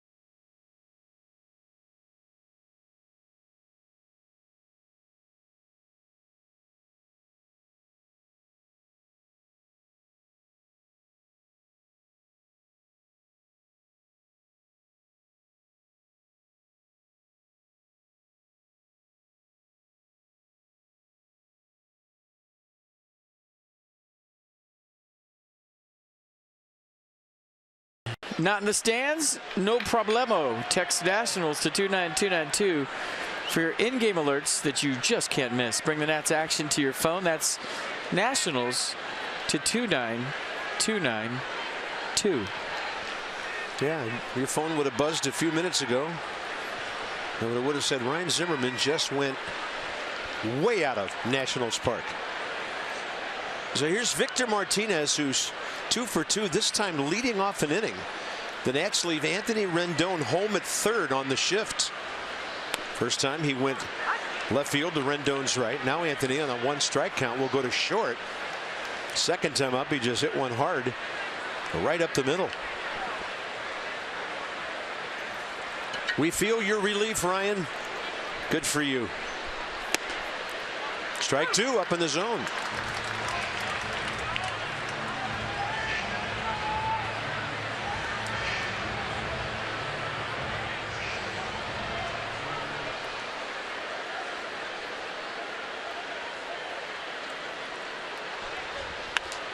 That was strange how a lot of people around town after one really rough game kind of thought the face of the franchise, the guy that's been here the longest, I don't know, should be moved out of the 4 slot. Look at this, 3 for 3.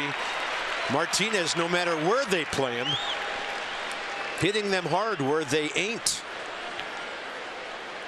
I mean, I feel like a lot of equity has been built up over the years with all the walk-offs, all the clutch hits, all the runs driven in, and all the good play, whether it's at third or first.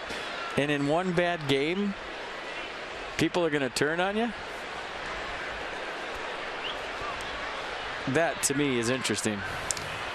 And a little sad. Exactly. He's going to have another bad game, too. Trust me, that's baseball. And so is everybody else out there that has cleats on. Big matchup here, Castellanos. First pitch, 90 sinker for ball 1. He got a center cut slider last time and jacked it into the bullpen in the left center. Nick Castellanos in this series, 2 homers, 4 RBIs. He's 3 for 6. Road warrior, punishing right-handers.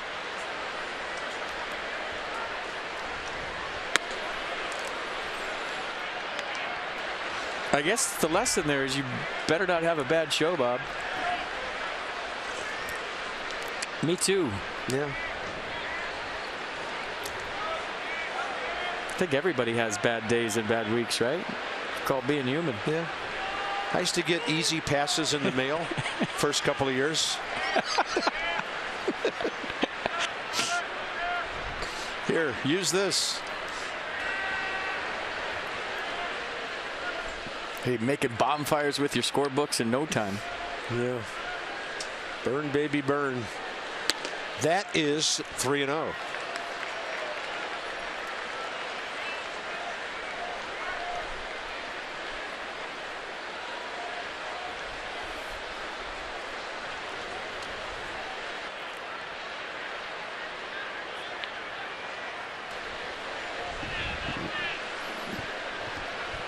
Joe's been to some 3-0 counts tonight. You can understand this one. That's a 4-pitch walk to Castellanos, and now 2 on, nobody out. Joe's second walk of the night. A good trip by Danny Espinosa to just have a chat with Joe Ross. You want to shut down inning ideally right here. He just took the 1-run lead on the Zimmerman home run. And maybe you can get Justin Upton to hit a ground ball. And I think that's what Mike Maddox might be saying. Hey, just locate a sinker. Let your defense work behind you here. You'll take 2 outs, runner on third.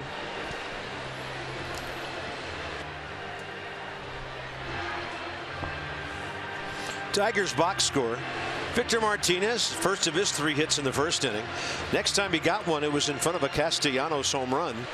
Ian Kinsler, a double, 2 outs in the third. Couldn't do anything with that. And now Martinez and Castellanos, the number 3 and 4 hitters. Base hit and a walk. This is a bat the Tigers are waiting on, because their new acquisition is making lots of money and they want some return. Justin Upton, a .271 career hitter. 2 homers on the year. He's had 192 career.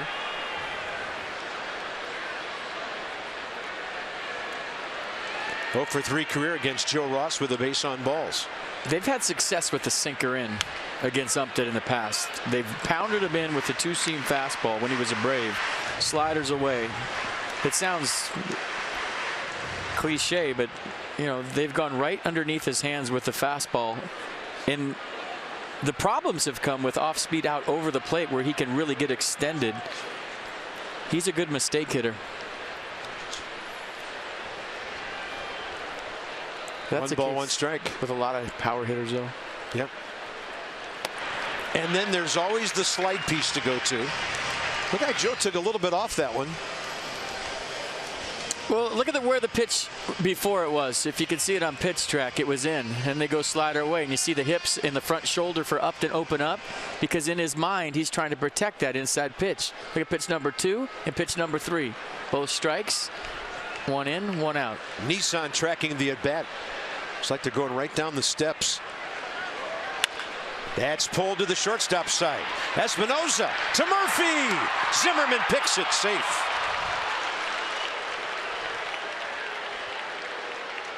Played about as well as you can on a ball toward the hole.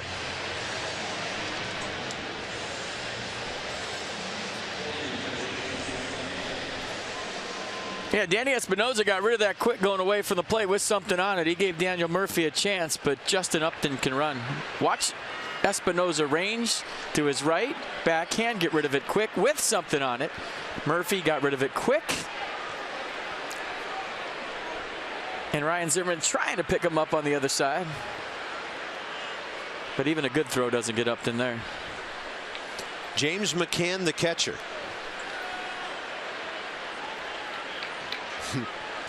Dusty knew he was safe. Always thinking positive. The Nats will play at double play depth up the middle. Take a shot at 2. McCann's pulled it on the ground once to Rendon, once to Espinosa. That ball is hooked hard and foul by about 4 or 5 feet.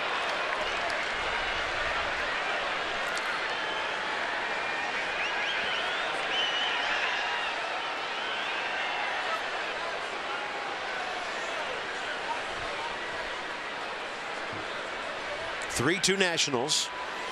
after the Ryan Zimmerman 2-out home run, bottom of the 5th, after a Harper walk. Tigers trying to answer immediately here. Base hit, and they do. 2 hits in the inning, around a walk. And James McCann, his 4th hit in 33 at bats, and he picks up his 3rd RBI.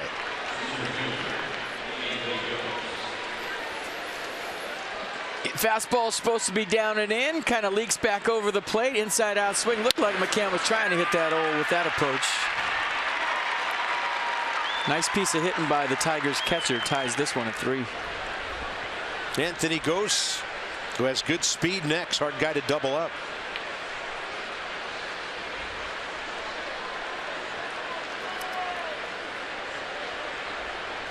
He has grounded into 1 double play.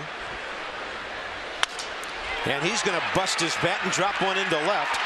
Runner coming around 3rd and stopping is Upton. And the bases are loaded with 1 out.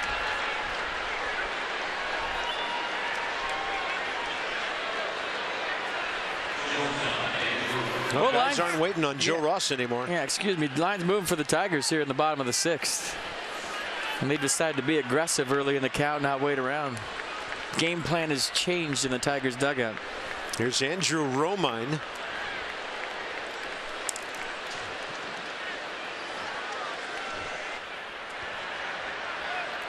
Bullpen coach Dan Farova waiting for the phone to ring, maybe.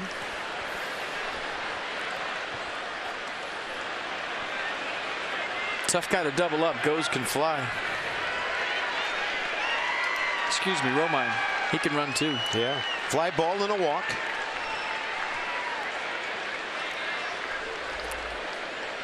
He's a switch hitter. All of his at-bats have been left-handed. Ball gets away from Wilson Ramos, but fortunately for the Nats, not far enough away.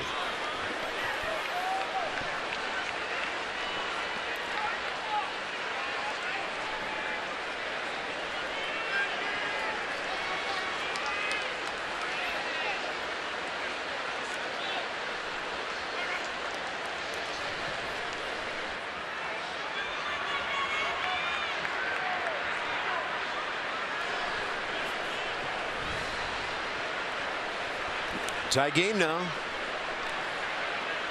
Still just 1 out. That's a crackling fastball in there. And that evens things up 1-1. So 3rd base is Justin Upton, who reached on the fielder's choice. James McCann at 2nd got the RBI opposite field single, as did Anthony Gose, who busted his bat on his.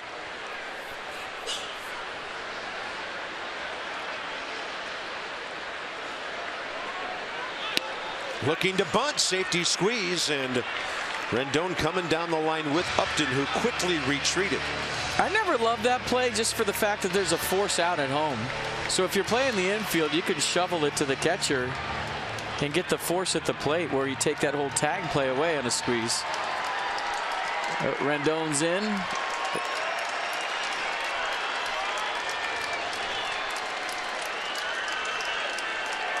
One and two. Way inside.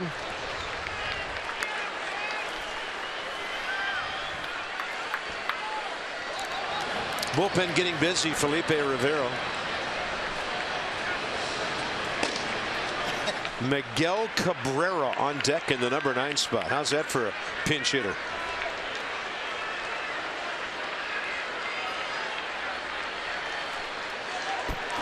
Two-two pitch with 1 out.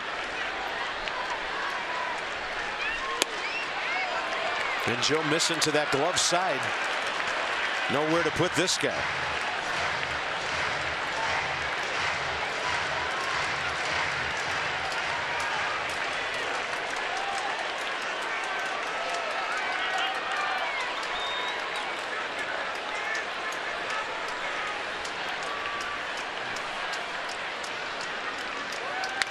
Bouncing ball right side. Are they quick enough to turn 2? No. The slide at second. And Daniel Murphy is pointing at the runner, Anthony Gose. You can appeal this or challenge it or check it on replay review. If he went past the bag, it's a double play and the inning's over. And Dusty's saying hold on right now. Murphy ran over there pointing at Goes that he went out of the line, past the bag, never reached the bag. That could be a double play, folks.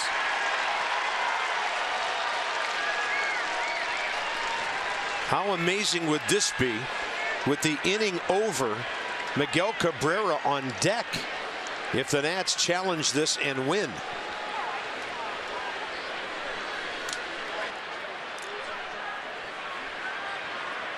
Here we go.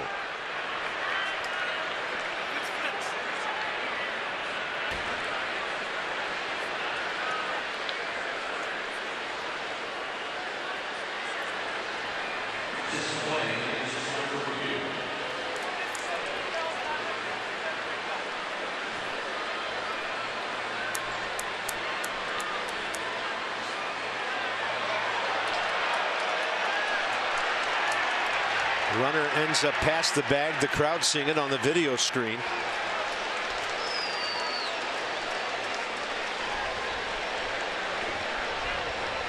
Anthony Gose got on Danny Espinosa in a hurry. Runner made contact with the fielder in the course of a legal slide. Legal slides require the runner to slide before the base and make an attempt to remain on the base. Runners may not deviate from their path to the base in order to initiate contact with the fielder. The call is subject to replay review. Penalty for violation is both runners are out and any remaining runners return to the last legally touched base. So we'll see what happens here. Call was made by Pat Holberg at second. Crew chief Bill Miller joins him on the headphones. So did he deviate from his pathway in order to initiate contact with the fielder?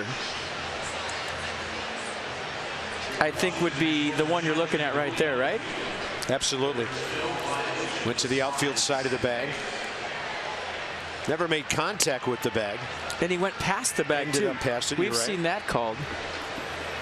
But I honestly haven't seen enough of these to know either way. If you're the Tigers, you're hoping it was a good slide. If you're that, so you're hoping it was a bad slide and the inning's over. Meanwhile, in the background, Miguel Cabrera continues to wait to see if he's pinch hitting here. Joe Ross playing a little catch with Wilson Ramos.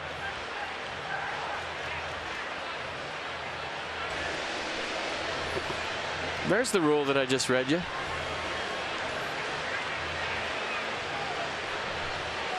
They're going to call the runner safe.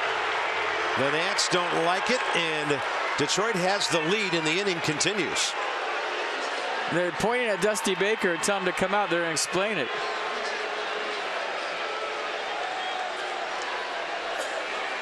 I just think it's all so new to everybody. Nobody really knows the difference.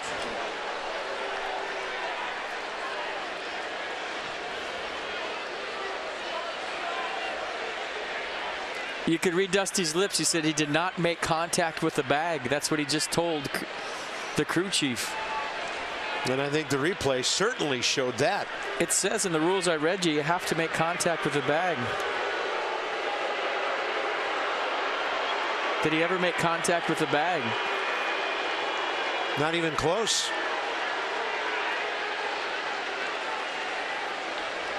There's his reaction to the call. See Steven Strasburg in the background with the same reaction. Miguel Cabrera 0 for 1 as a pinch hitter this year. Last night he went 1 for 3 with a walk.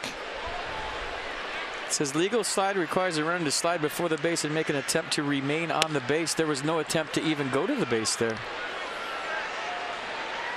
let alone remain on it. Yeah, according to the letter of the rule. I don't know. Blatant violation, runner called safe. Inning continues. And the Nats are down by a run with runners at first and third, 2 outs. Cabrera fouls it.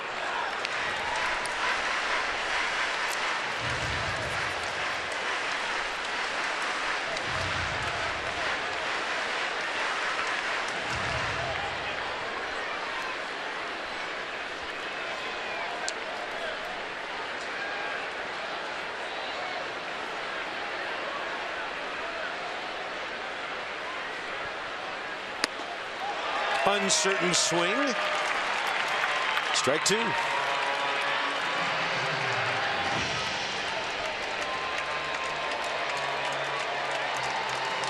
So is that the loophole in the rule? Don't even go near the bag, just slide wherever you're at and keep going? Well, it's just so difficult when they change something that's been done for a century. And a 1-2 pitch with 2 outs. Cabrera out to center.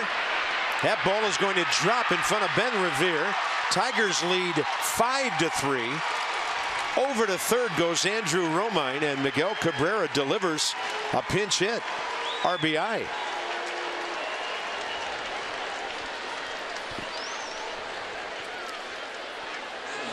Now it's a 3-run inning on a couple of hits off the bat end of the bat, by the way. Yeah, right off the end. Perfectly placed by Miguel Cabrera. And maybe Ben Revere fooled a little bit on the swing, kind of took a roundabout route to that one, but I think that was going to drop either way. Yeah, we have a pretty good view of fly balls from way up here. That appeared to be catchable, and then it just died. 8th Tiger to bat in the inning is Ian Kinsler. Runners at the corners again.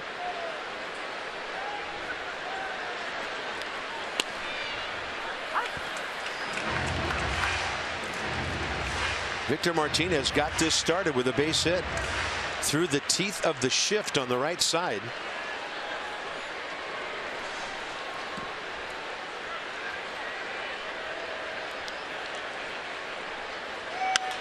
And this one in the air. Danny Espinosa. That's it. 8 Tigers bat, 3 score. Now the seesaw back to Detroit, 5-3.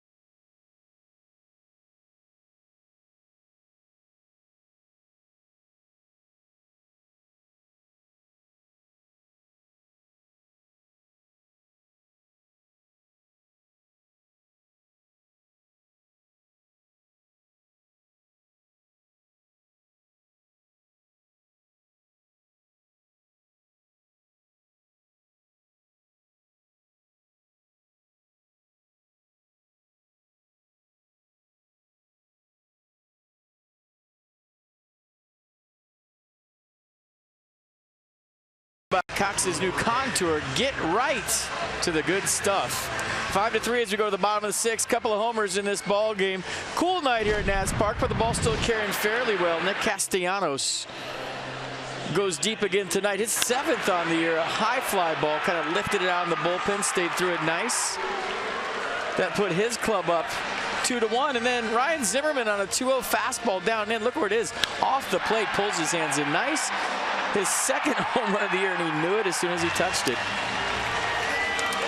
The Tigers with a few in the 6th, and that's where we're at. New pitcher for the Tigers, 25-year-old Drew Verhagen from Royce City, Texas.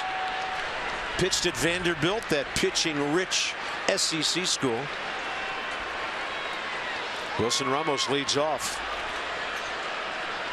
We've been told by New York that it was not a bona fide slide by Anthony Gose in terms of the bag and all that, but that he did nothing to impede the attempted turning of that double play. Well, if you have to go wide to turn it, he definitely impeded it because Espinoza had to go even wider to clear himself from the runner. So that's baloney. Absolute baloney. At least that explanation is. If he slides into the bag as a shortstop, I don't have to clear myself to make the throw as far. Right. If you slide out farther than the bag, now I got to go wider into right field, and that takes a click or two for the runner. That's baloney. Yeah, and that extra couple of feet, one more step, costing you the play at first base. 1-2 to Ramos. They stay alive. That's not a good explanation. And I would say that either way because you know I hate this rule. So if I'm Danny Espinoza, I have to go out even further to clear myself from the runner. I could be throwing the ball right where Goes is if he goes into the bag. Now I got to go extra 4 feet out there to make the throw, and all this time it's taken, the batter runner's running. So that explanation is garbage. Sorry, it is. If you would have said he's in a straight line, he stayed in the baseline, he slid, his momentum, I'll buy that. But if you're going to say that as an explanation, that's ridiculous, and who knows what the rule. I mean, this is like wiffle ball. You're making them up as you go along. 2-2, and Wilson Ramos works the count full.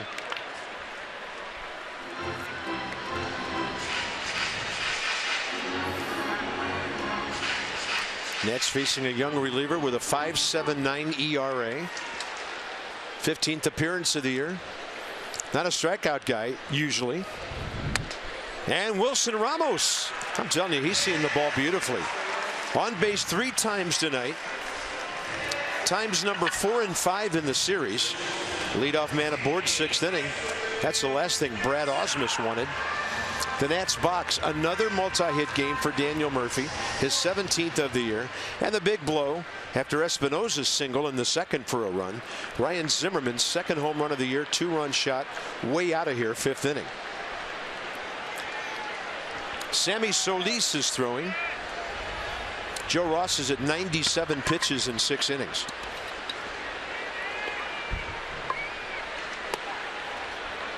A visit from the catcher McCann to Drew Verhagen.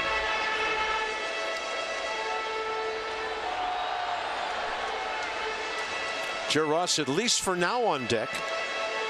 The Nats get a couple of base runners. He could push him along with a bunt.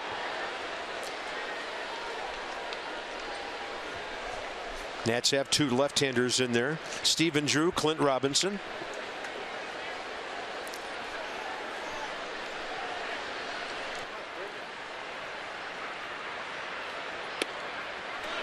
And he got the off-speed pitch, the curveball, to drop in there. About, well, I don't know, what, 2-3 times a year you get the full-blown Italian in me? You just got it right there.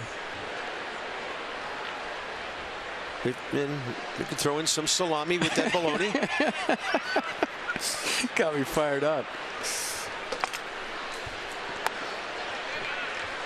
The explanation more than the call. I mean, I was fine with the call. Okay, I don't know the rule. I'm going to sit here as cool as everybody else. But the explanation got me. He did nothing to impede the run. That just got me going. I'm sorry if I rattled people's feathers at home, but that's just. Well, if they're offended by baloney, we're all in trouble. True Italian passion coming out on what was a garbage call. Please don't add baloney to the list of restricted words. 3-1. Nets are having some good at bats here.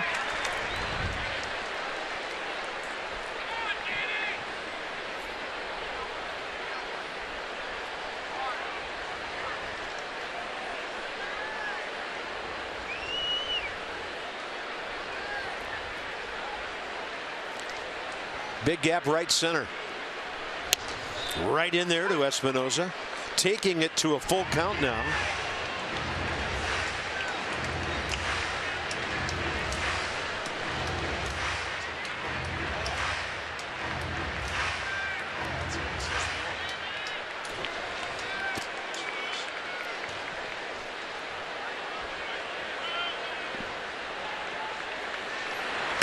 Swing and a miss on a fastball up.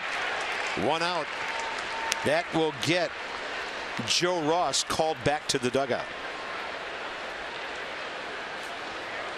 Stephen Drew, more of a contact guy, with some power, but not the big power guy Clint Robinson has proven to be, will get the pinch hitting assignment here.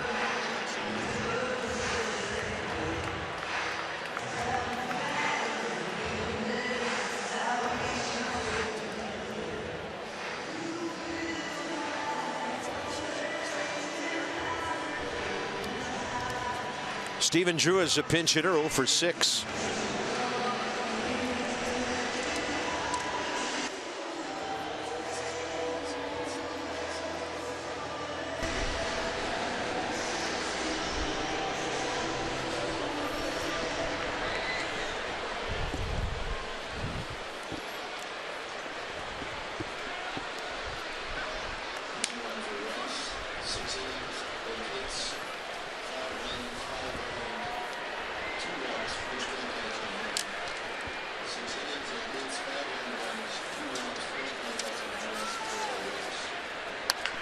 And Drew hits one out to right center, sliding and making the catch, Anthony Gose.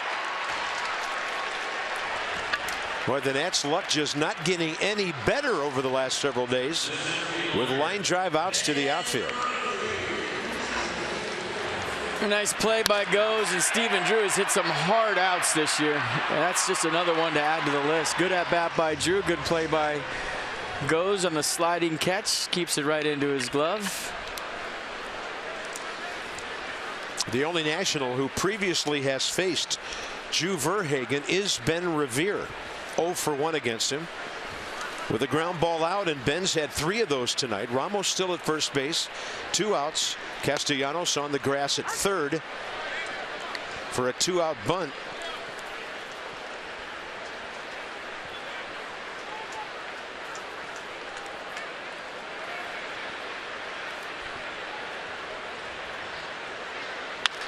And another ground ball.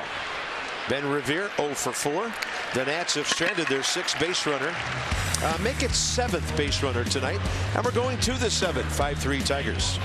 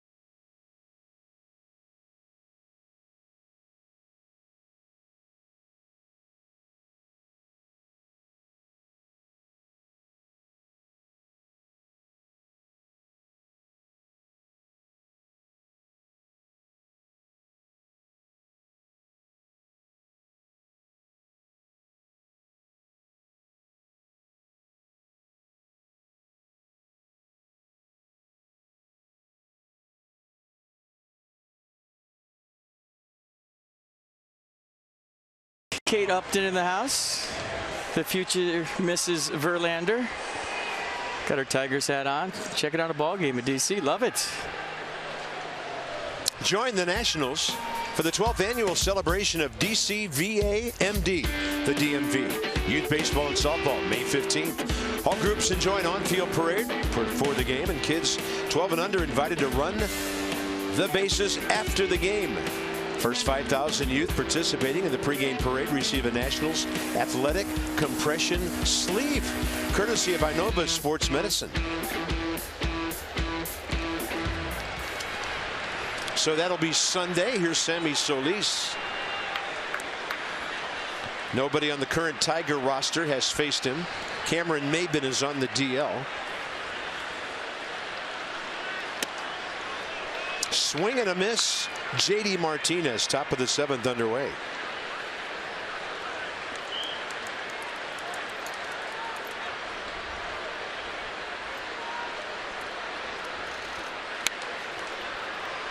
Joe Ross, 6 innings. 5 runs on 8 hits. Struck out 4, walked 2. 97 pitches, 61 strikes.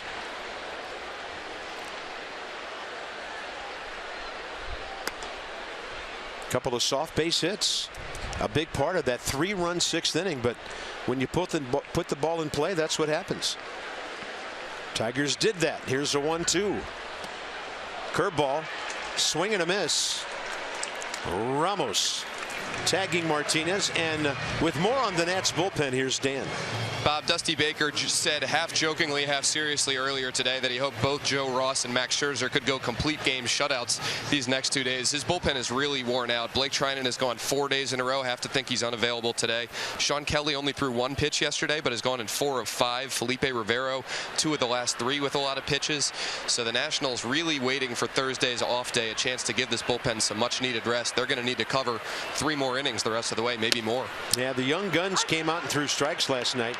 I talked to former Tigers players and current broadcasters, Jim Price and the great Jack Morris, and they were so impressed with Blake Treinen and Felipe Rivero last night.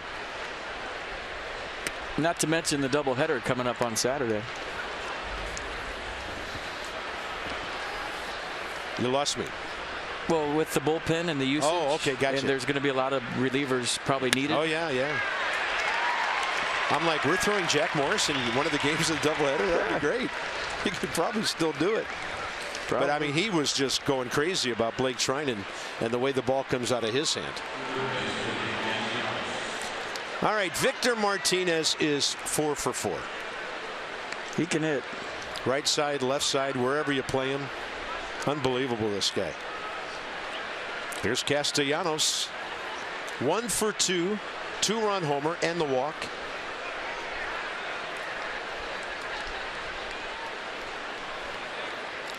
Yeah, long day of baseball Saturday.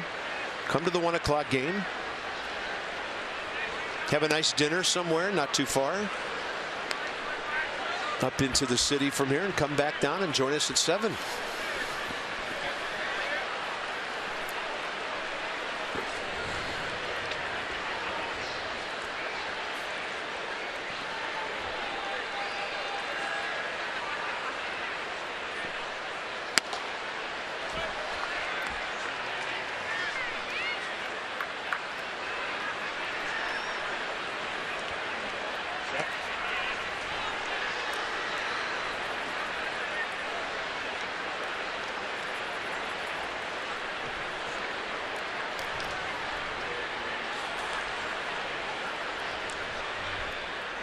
(2-0). Castellanos might have gone after ball 3 there, and Sammy Solis back in the count. Tigers 5-9-0, Nats 3-7-0. Detroit has stranded 5, Washington 7.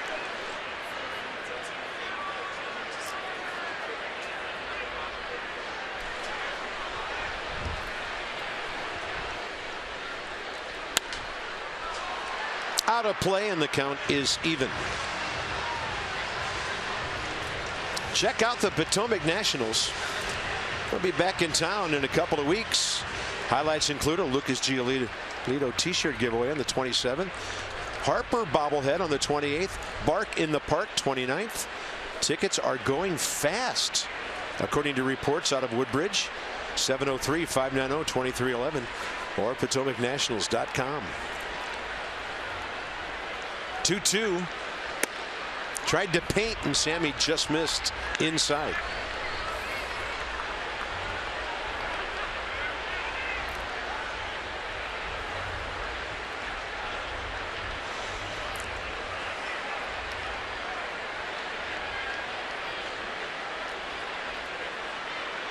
Nats need a ground ball. That's a close miss. Castellanos seeing the ball well. He's on for the 3rd time. 2 on, 1 out. Maybe just a hair in and a hair down.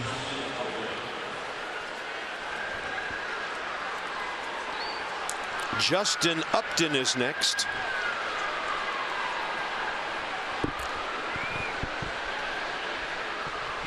He beat out a slow roller last inning for the first out before 3 hits out of the next 4 batters.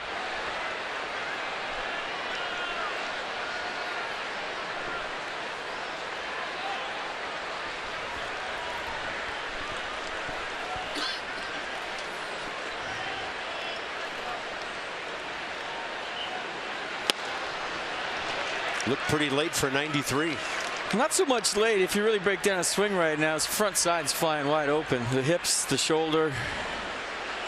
So, I mean, if you throw something middle in, you're throwing it right into his swing. But anything slow or anything away, he's going to have a tough time getting to. That's the danger zone. But if you just go in there off the plate for show and then go back away. And why do hitters do that? Well, a lot of times your bat feels heavy, your bat feels slow. So you try to compensate by getting your swing going early, opening up your hips and open up your shoulder, because you feel like in your head that you can't get to the inside fastball.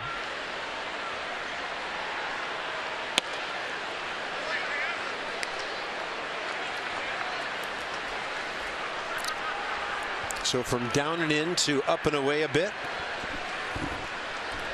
Upton's power zone, 2 homers, 9 RBIs this year.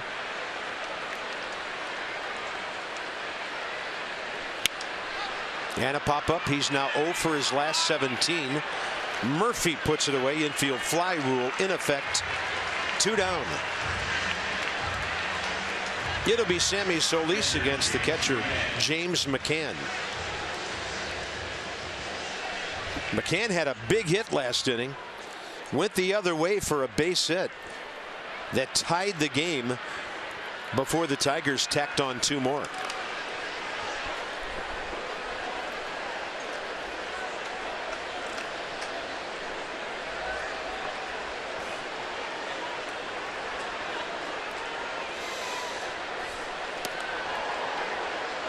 A reach to the left by Ramos on a pitch way inside.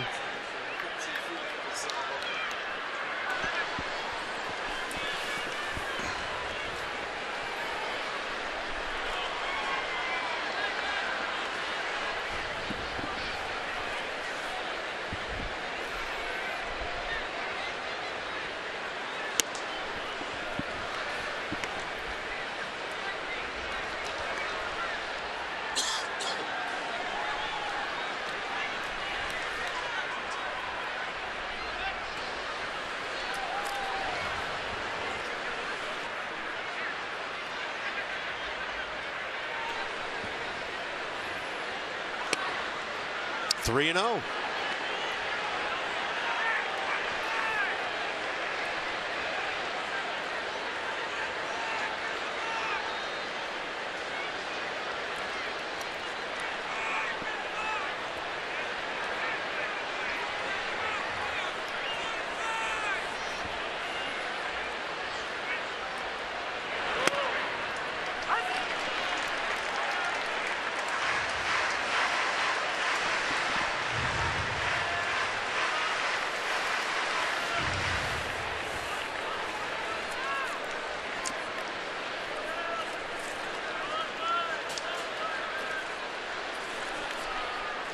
Sammy Solis, first appearance since Saturday at Wrigley. Daniel Murphy was sprinting to the bag. Solis delivered the ball anyway. And with that walk, the bases are loaded for Anthony Gose. Well, there's only one thing you can't do as a young pitcher at the big league level, and that's walk guys out of the bullpen. You come in and get lit up like a pinball machine, your skipper's going to throw you right back out there the next day. But if you walk guys coming out of the bullpen, there's no defense for that. And that'll frustrate a manager and a pitching coach more than anything.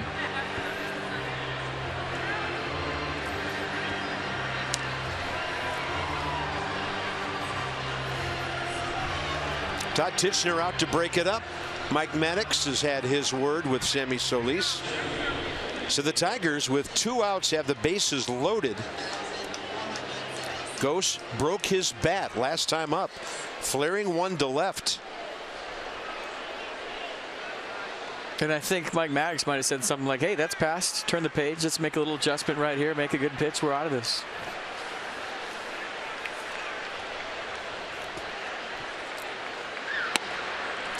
Good breaking ball gets him in the strike zone. And maybe gets his fastball release point back.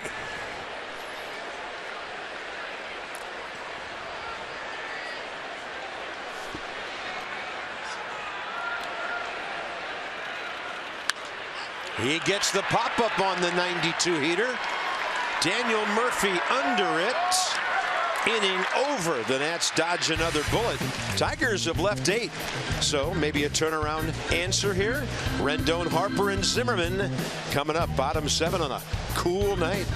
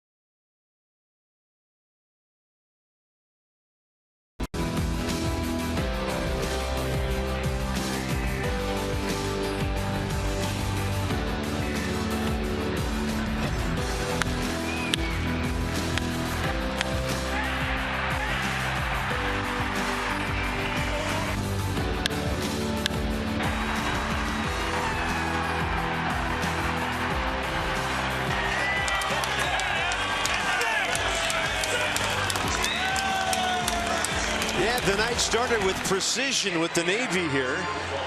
Ryan Zimmerman, a powerful swing as he hit one way out of here. It's a 5-3 ball game as we go to the bottom of the 7th inning, and the Nats will face Verhagen again with Rendon, Harper, and Zimmerman here in the bottom of the 7th inning.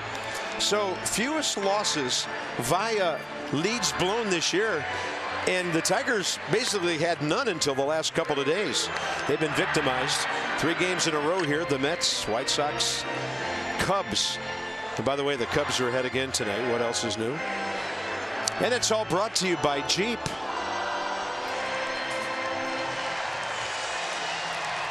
Verhagen walked Ramos to lead off the bottom of the 6th, struck out Espinosa.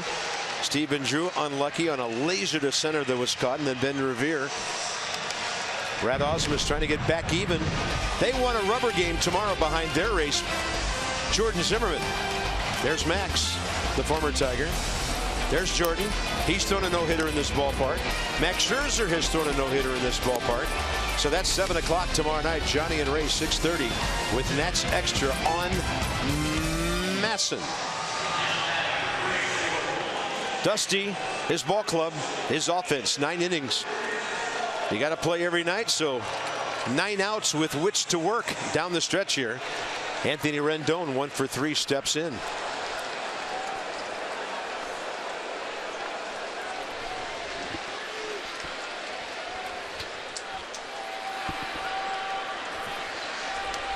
Well, you feel like this is the inning they're going to make a charge, if they're going to make one tonight.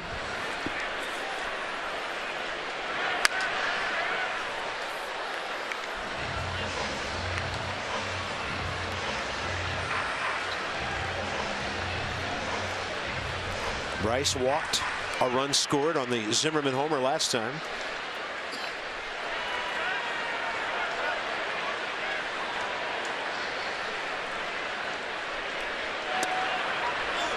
Pretty good pitch. That is a good pitch, and he didn't get the call. Big 12-6 curveball. Wow.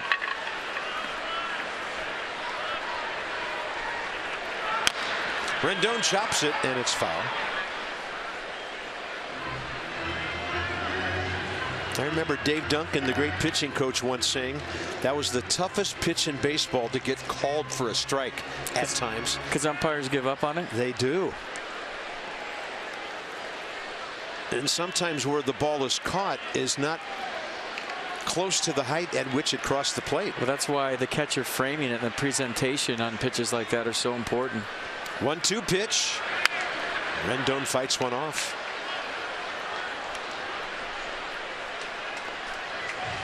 That was a pretty good frame, by the way, on that pitch we're talking about by McCann.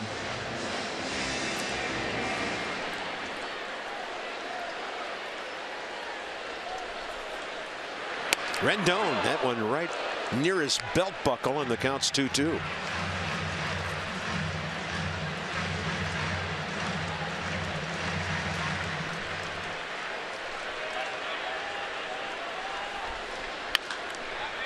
That's a good foul ball. That was a nasty curveball.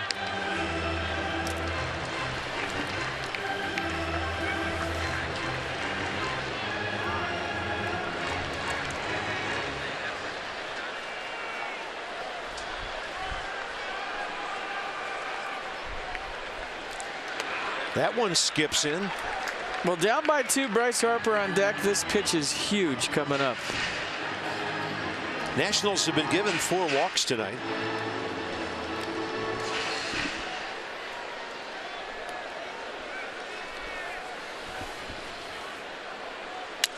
Rendon sounded like a busted bat. Castellanos has it.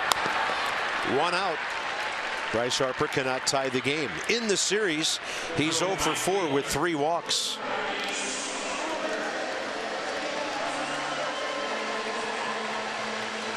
Well, I think this allows Brad Ausmus to keep his right-hander in there. You know, if Rendon reaches, he's got to go to the lefty in the bullpen. He's got nowhere to put him.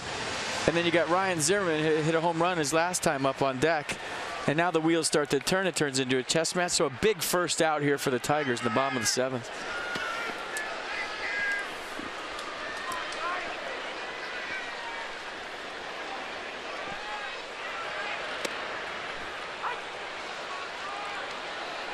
Drops that big hook in for a strike.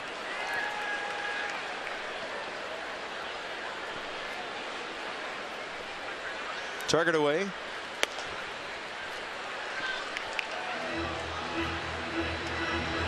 And even though in a big shift, even though he has a lefty up, it's the lefty he wants late innings, and he has him for Murphy should the inning get that far. a couple of off-speed pitches make that 95 look very quick. Second inning of work for Verhagen.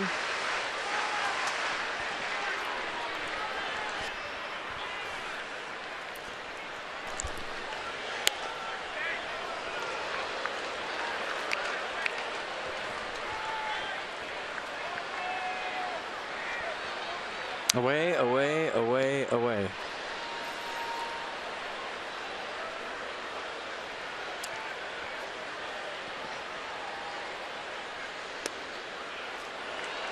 Did you see the sequence right there? Verhagen shook 3 times.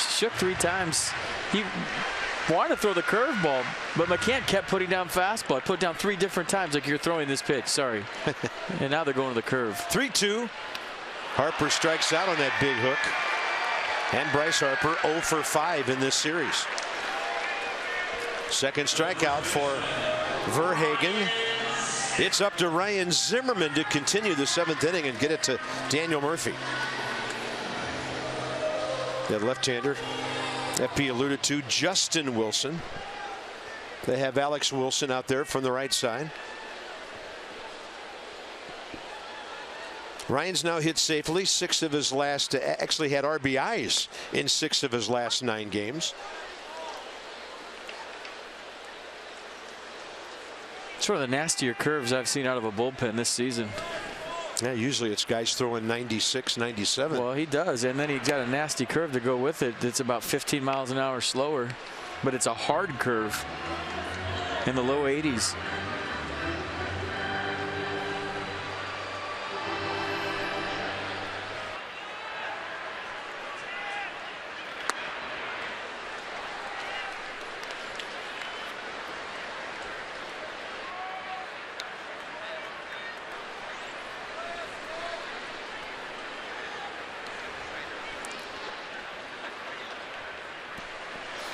There's a heater. So he's hit 95 several times these 2 innings.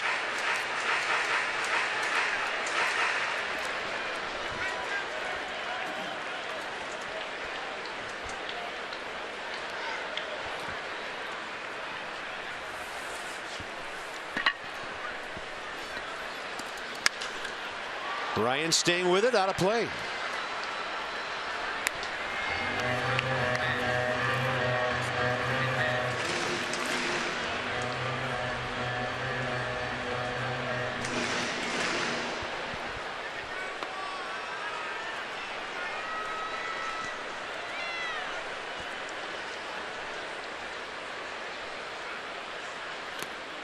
Another full count.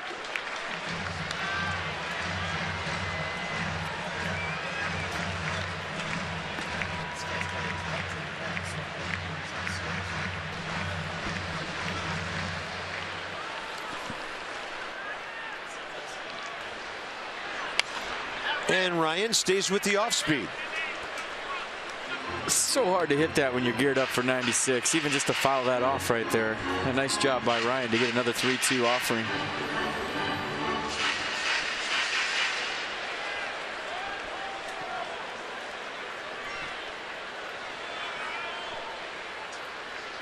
He gets a fastball, rams it to left center. See you later. 2 at-bats in a row for Ryan Zimmerman. And that was about as low and hard as you could hit a ball out of any big league ballpark. Suddenly a 5-4 game.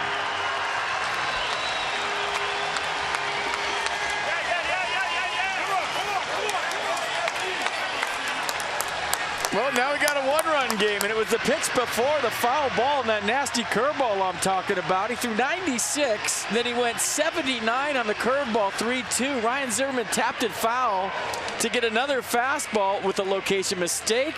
McCann wanted it in. It was right down the middle, and just like that, it's a 5-4 ball game.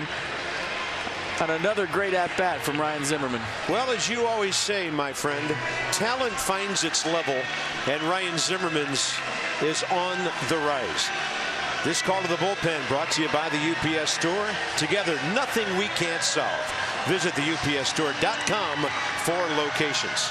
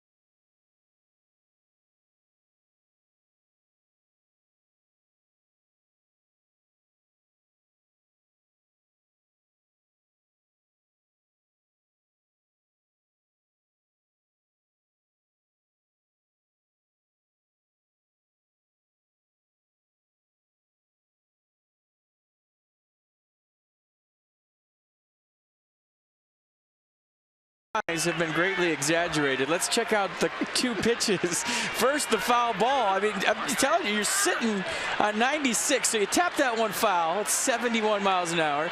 Then you get the fastball again, the location mistake, 95. Catcher out front. Back-to-back home runs for Ryan Zimmerman, consecutive at-bats at least. Ryan Zimmerman still in the lineup. Daniel Murphy is 0 for 4 career against the lefty Justin Wilson. Making his 16th appearance. Murph looks at a strike up in the zone. The shift is on. That is so big. Still a couple of innings left to go, and the Nats back to within 1. Wilson, 3.46 ERA, 15 Ks in 13 innings. Rally Kate Upton? Is that going a little too far? You're going to have to talk to Justin about that, not me. Justin Verlander, not Justin Wilson. I thought you meant Justin Upton. I'm confused. Who's on first? Nobody right now, and maybe Murphy in a second. That was some kind of contact by Ryan Zimmerman. 15th time he's done it, 2 taters plus in a game.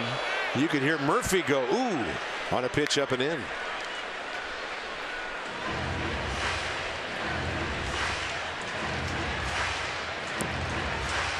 You could look at Ryan Zimmerman and not know if he was 0 for 10 or had just hit 2 home runs in a row.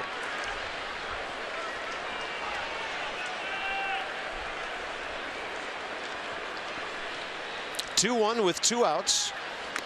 Murphy a swing and a foul.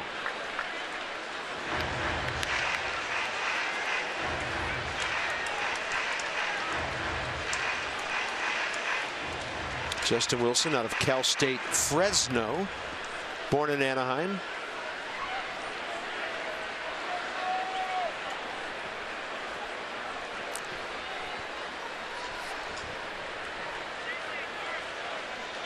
Two balls, 2 strikes.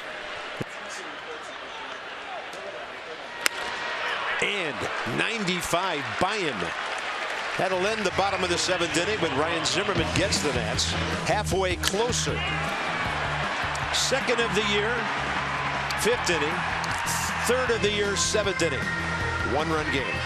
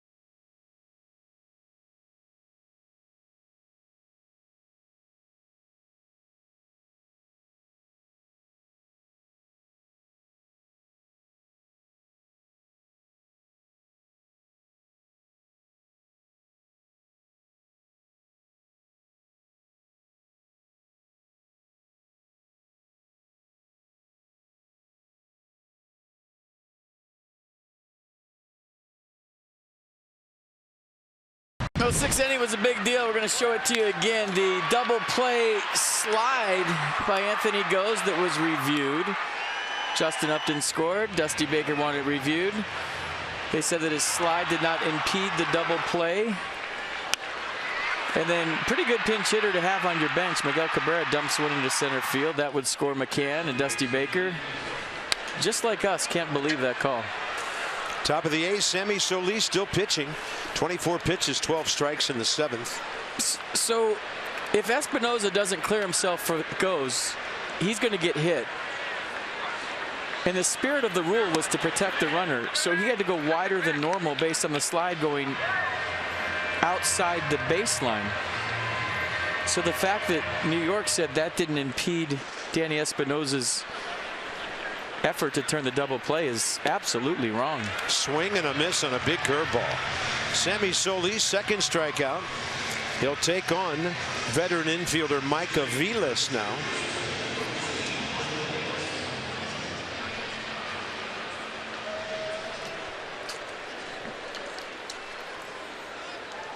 Yeah, that would be double play. Difference in the ball game because that erased 1 run on the RBI on that fielder's choice, and then Cabrera followed with a pinch hit for another run. Is it like batter's interference now on a steal where the catcher has to initiate contact? If Espinosa would have came straight through and turned that, and there would have been contact, maybe would it have been a double play? Because I'm super confused still. A drive to right. Bryce Harper right there, 2 outs. Top of the order, Sammy Solis and Ian Kinsler.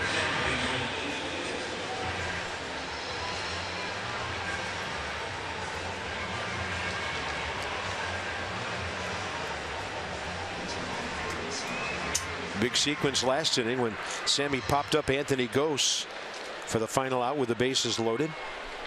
Kinsler 1 for 4 tonight with a 3rd inning double, and the curveball has him way out ahead.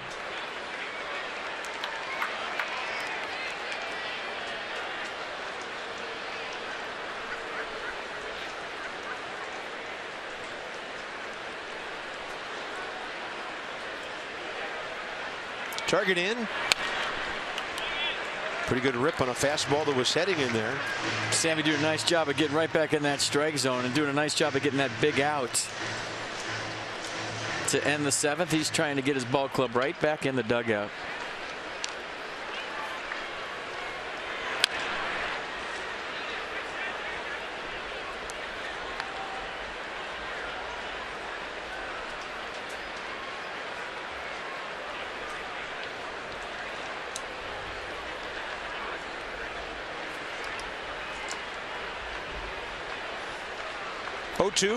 Swing and a miss on another curveball. Sammy Solis making quick work of the Tigers in the 8th inning.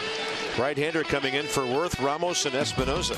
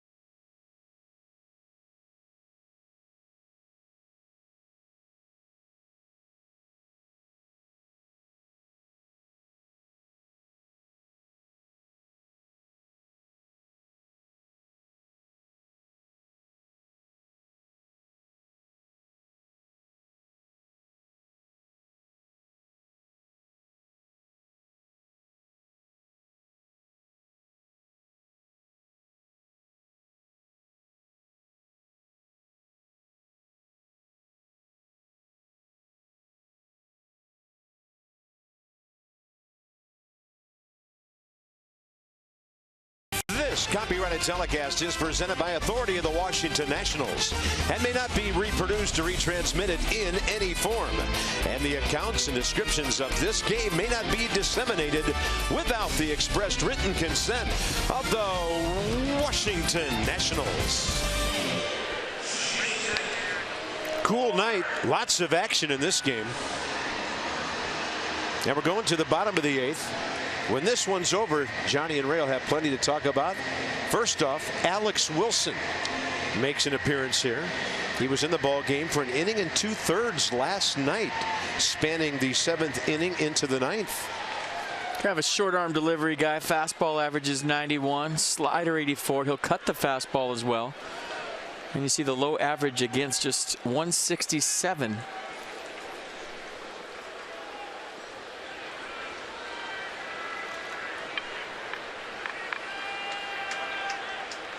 Wilson finished last year as the Tigers closer.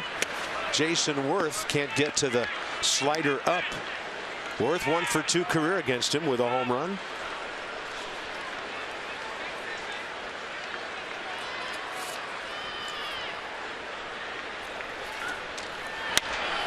Inside out swing. Pop fly right side. Victor Martinez for the first out in the 8th. Tune in to the Nats Extra postgame show. Johnny Holiday and Ray Knight right here at the ballpark with us. It is presented by W.B. Mason. They're calling Wilson Ramos. He's had a perfect night. Walk in the 2nd, double in the 4th, and a walk in the 6th. Wilson Ramos hitting .365.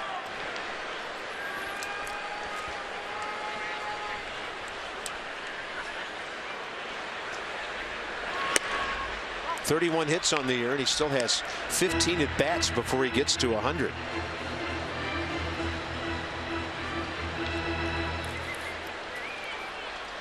It's a confident look. Hooks around that slider, and there he goes again. Wilson Ramos hitting safely 10 of his last 11 ball games at a clip of about 440 now. Well, he started at 357. He's 2 for 2, so he got to be close to 400, right? See the slider? He just stays through it, swinging at strikes, taking balls, seeing the baseball. You can tell. Wilson Ramos at 372. Round that up to 400. Close enough. Sean Kelly. If the Nats are behind in the 9th, Jonathan Papelbon, most probably if they're tied, certainly if they're ahead. Here's Danny Espinosa. Ball 1. He's on time. He's getting his foot down nice and slow. The body's not moving. The head's not moving. When you watch guys hit every day for 6 years, you kind of know when they're starting to get locked. It's just based on how they're taking pitches. Clint Robinson waiting. Yeah, Danny not jumping at anything right now.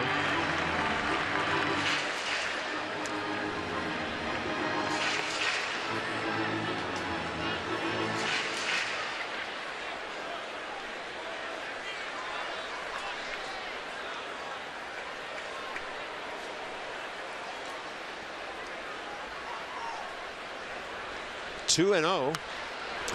Espinosa all over 85 upstairs.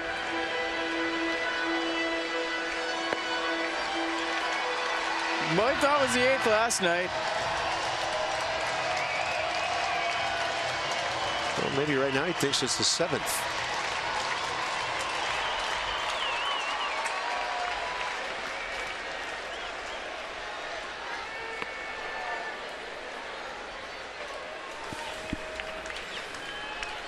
Two and 1.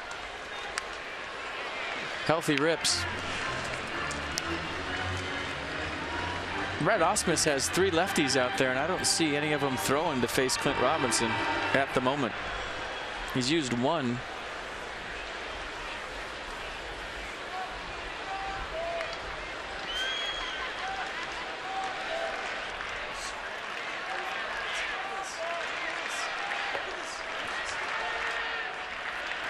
Two balls and 2 strikes. Espinosa high in the air to center.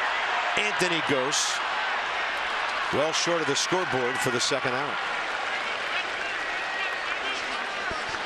And then here's to you, Mr. Robinson. Check out. Yeah, let's have a little flashback to last night's air quote 8th inning. It was really the 9th, and I wonder when it hit him. Maybe coming around first base where all of his teammates were standing at home plate. Just gets out of here. There's the fist pump. He's like, go ahead, Homer. Sweet. Oh, wait. They usually don't do this in the 8th inning when you hit a home run. Or at least not in the big leagues, in college maybe. Oh, they're really excited for an 8th inning homer. That was great. I love the honesty with Mass and Dan last night. It just makes you love this guy even more. Well, the big home run in St. Louis. Now another one here.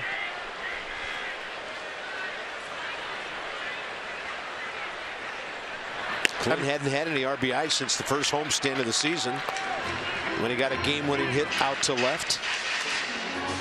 When you're a manager on the hot seat, like Brad Ausmus is, and you have a guy that walked you off the night before facing a righty, and you've lost 7 in a row, whatever happens here, he's just setting himself up. Like, even if he gets him out. Yeah, Blaine Hardy just got up. And maybe this looked outside to me. Let's look at it again. And then nobody knows his personnel better than Brad Ausmus, so he's doing what he thinks is right. He likes the matchup. But I'm just saying, from a fan standpoint at home,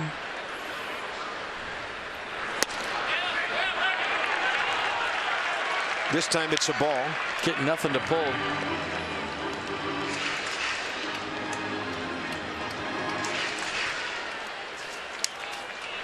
You know, he knows who's feeling well. He knows who's been in the training room today. He knows whose arm's hanging. He knows who's confident. He knows who's not confident. He knows who can throw strikes. He knows way more than any of us can ever imagine. So he has his reasons.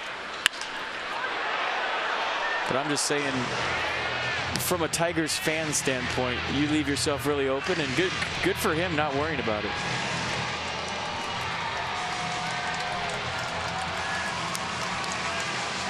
Omar Vizquel in the foreground.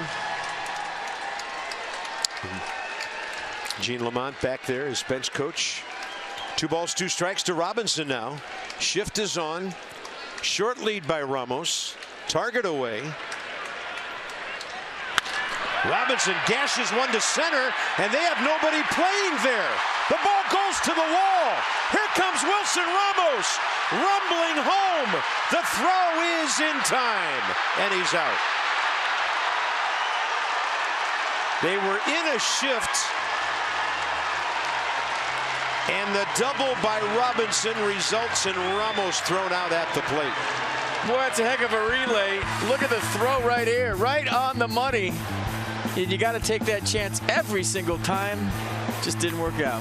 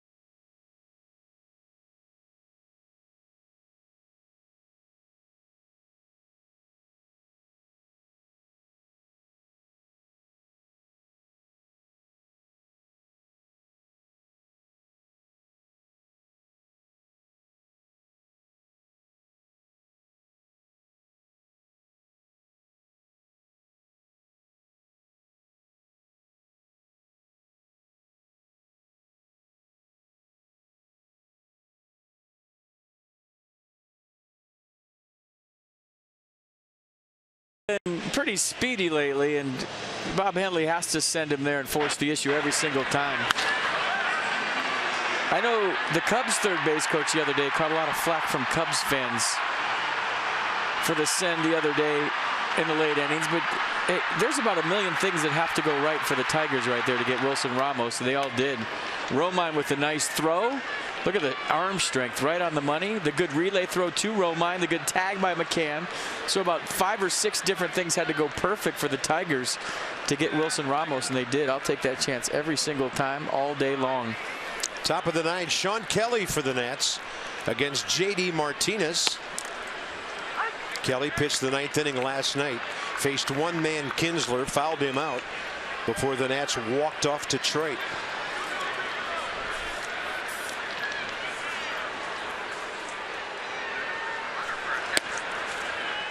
A number of the Tigers have faced Kelly before. J.D. Martinez is 0 for 2 career with a walk against him. So it remains 5-4. 5-9-0 Tigers. 4-10-0 Nats.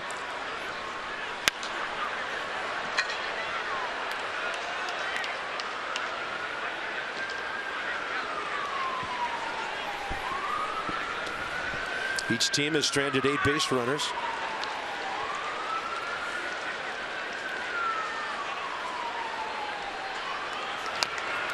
Defensive swing to stay alive. Martinez 0 for 4 tonight, couple of strikeouts. Sean Kelly, 16th appearance, 14 Ks in 10 2/3 innings.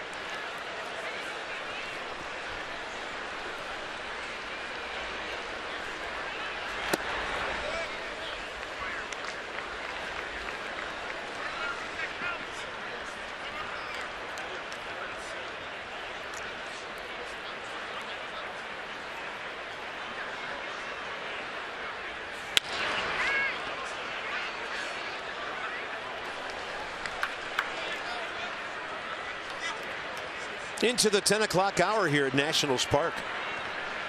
Game 2 of the 3-game series. Fantastic pitching matchup tomorrow night. Scherzer, Jordan Zimmermann. Nats will have to come from behind to make it a sweep opportunity. 1-2 pitch. This one popped up. It'll be close. Over by the tarp. And the ball can't come twisting back enough.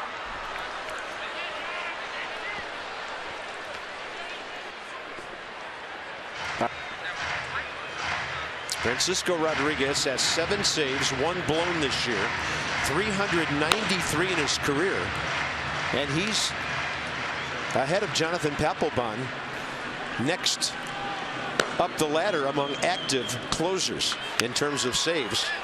Papelbon 359.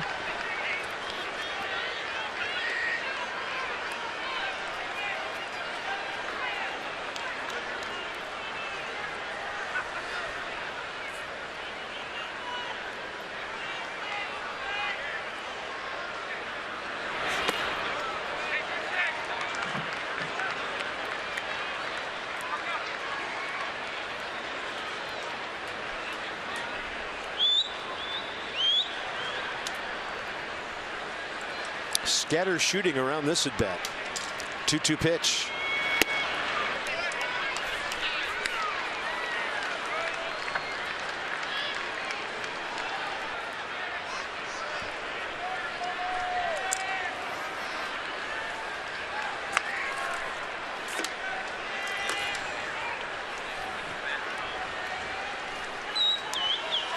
Three-two. Got him. 81 with the slider for a strikeout. Next up, Victor Martinez 4 for 4. Nationals baseball on MASN, brought to you by Navy Federal Credit Union, proudly serving the armed forces and their families for over 80 years. Federally insured by NCUA and by University of Maryland, University College.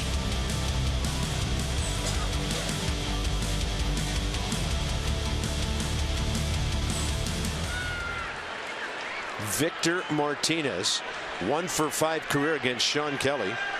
4 for 4 tonight. He has scored 2 runs, 4 singles. So where's he going to hit the ball this time? Again with 1 strike.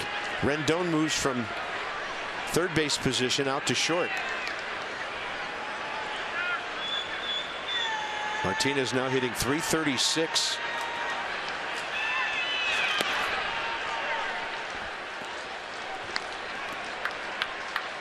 He's looking for his 5th career 5-hit game.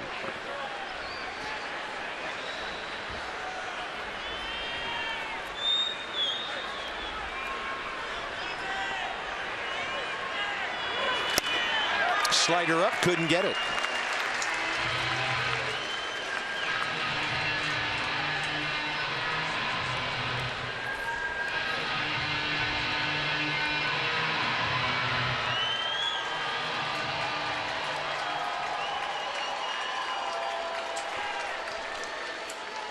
Started this season with an even 200 home runs. 1-2 with 1 out.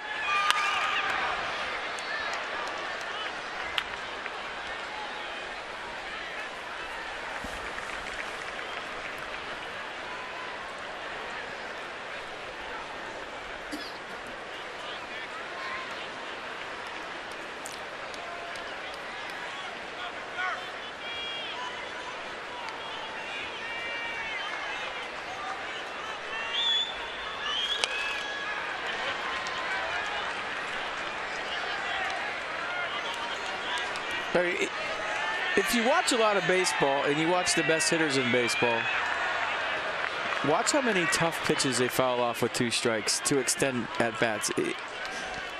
In my mind, that's the difference between the elite hitters and the 240 guys. They can keep the at-bat going until you make a mistake. In the air. If Rendon catches it, they finally get him. 2 outs in the 9th. Bringing up Nick Castellanos. Yeah, he did it earlier. He did it a few times on the road trip. Bryce Harper's fantastic at it, so is Daniel Murphy. It's just guys that can wait till the last possible second and go, ooh, that might be a strike, emergency act, foul it off, and then now you make a mistake and they shoot you. Castellanos takes a strike. He's 0 for 2 career against the Nats right-hander.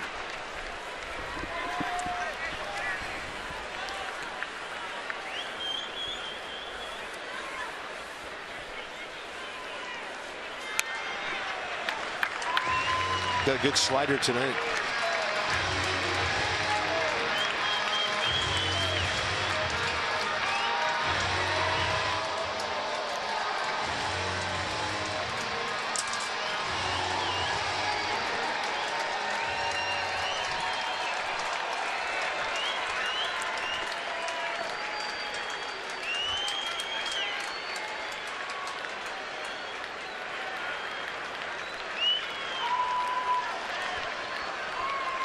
Oh, and 2.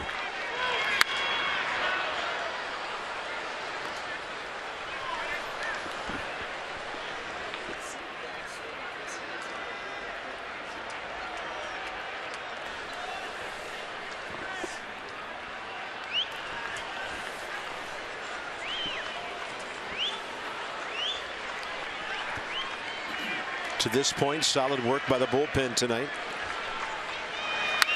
Sammy Solis, couple of scoreless innings, despite a walk, 2 walks and a hit.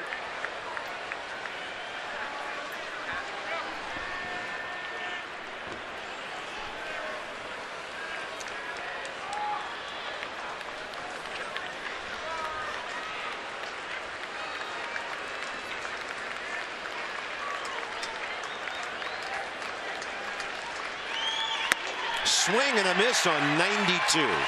Sean does his job. Now the top of the order has to do its job against K-Rod, Francisco Rodriguez, Revere, Rendon, Harper.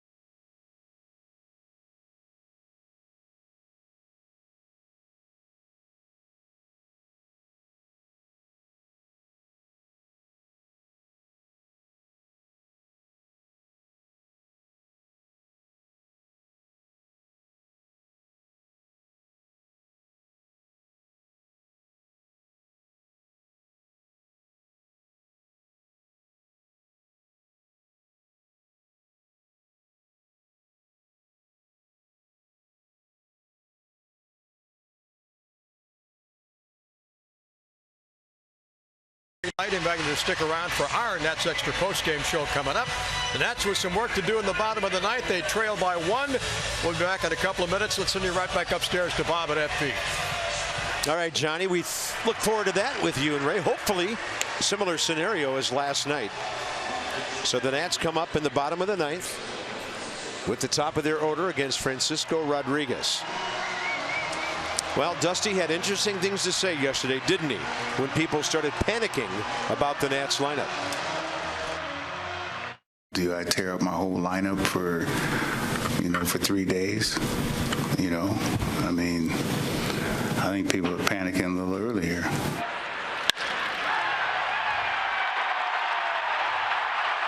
a subject of discussion. I've been at this a long time, and there's everybody got an opinion on what my lineup or what lineup should be. You know what I mean? So, in the meantime, I'll make out the lineup. As he should. Big night for Ryan Zimmerman.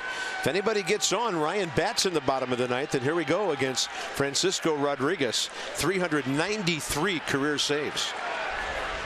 Oh, leadoff out and a one-run save opportunity, the most important, especially when the leadoff man can run like Ben Revere.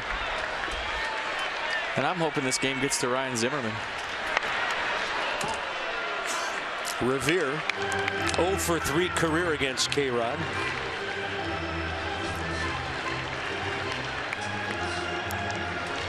Seven saves this year. He's blown one.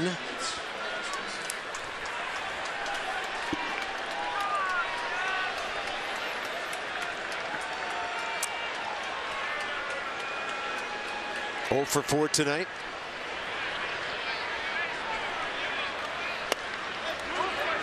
Close. Ball one. But if he wants to stay out there, that's kind of Ben Revere's strength. If you want to pitch Ben away, he'll slap you to left field, especially with Nick Castellanos 3 steps in on the grass. Left fielder up to near the line. 1-1. Upstairs. Ben at 5'9" does not present a large strike zone.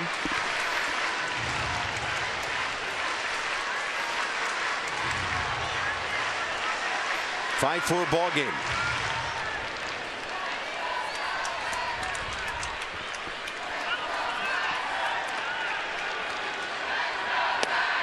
He went off speed with 80. This guy's got a lot of tricks in his arsenal. That's a Bugs Bunny change right there. Watch it just pull the chute on this one. Wow. Right down the middle, looked like a heater all the way. I don't think we've seen that replay in this ballpark since a guy named Clippard.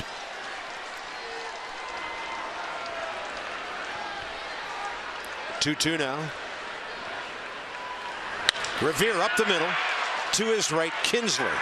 1 out. Next up, Anthony Rendon.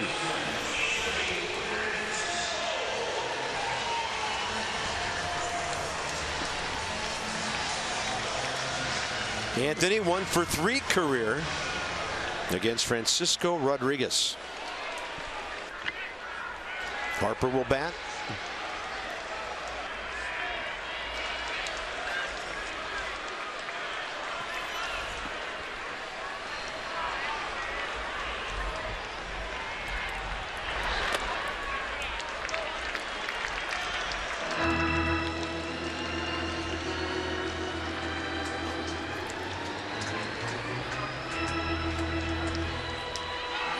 This guy's 34 years of age, still pitching well. Close to 400 saves. Rendon 1 for 4 tonight.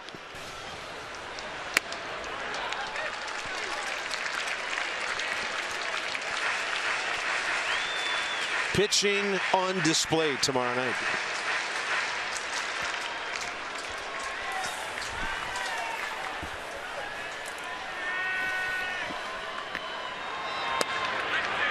He'll take that 87, just fade it back toward the outside edge. That used to be a guy that would overpower you early in his career, mid to upper 90s fastball, nasty slider. Now he has figured out a way to stick around by command, control, and that changeup. Rendon is aboard. This could be 2 bags. Tony rounding and going to second. And it's a double with Harper and Zimmerman coming up.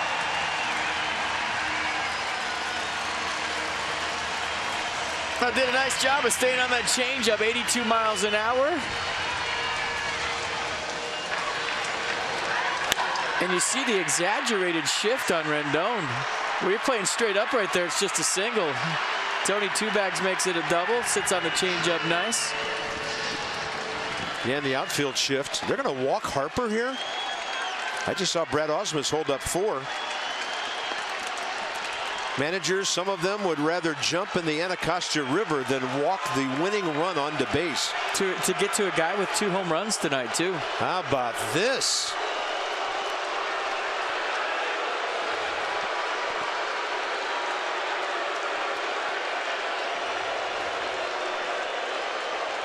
Harper career does have a homer in 3 at-bats against Rodriguez. So he'll be intentionally walked here. Well, I'll say this, whatever happens, Ryan Zimmerman's got to be feeling pretty good about himself, right? Captain Obvious. 2 home runs. Last one was a low laser beam on a 95-mile-an-hour fastball after fouling off a nasty curve. So I think Dusty Baker's okay with this. I just wanted to see Ryan hit this inning. Now he's you're right. Got a really good chance to do some damage and do one of those walk-off things that he's so known for. Ryan Zimmerman, 1 for 5 career against K-Rod. 3 strikeouts, 1 walk. $24,476 paid tonight. And the Nats a chance for more 9th inning dramatics. I mean, call Elias for me and let me know when the last time a guy was walked intentionally to get to a guy that's hit 2 home runs in that game. Yeah. I guarantee you it hasn't been done much, if ever. And also the guy they walked is the winning run. Crazy.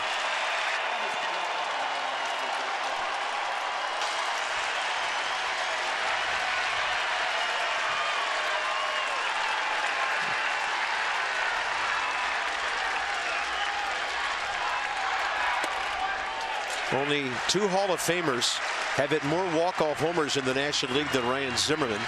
Stan Musial 12, Tony Perez 11. And he wants to get a good swing on the ball here. Get Rendon home from second. Everything else that happens would be a bonus. Here's a 1-0 pitch.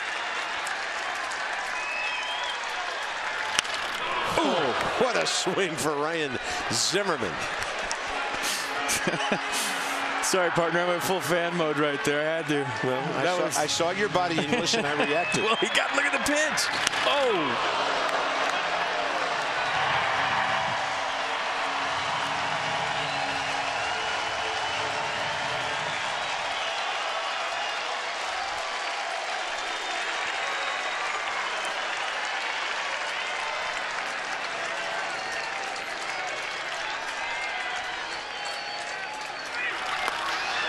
Good take on the breaking ball, not fooled. Fish ain't biting. Nope. Not tonight.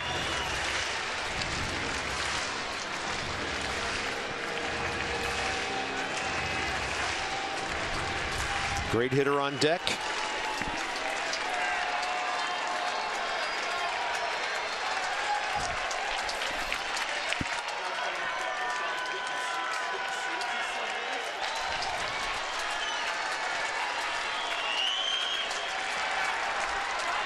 Long wait, Ryan getting time from Todd Tishner and James McCann to the mound.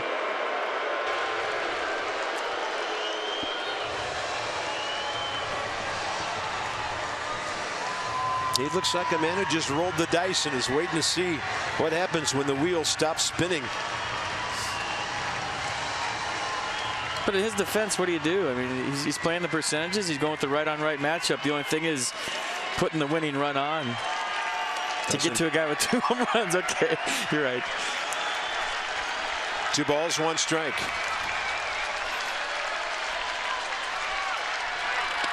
He comes front door with the curveball, drops it in, counts even. Well, he's sitting 2-1 fastball, maybe looking for it away, and this one not in the location or the speed he was thinking about. Now he's got to battle with 2 strikes.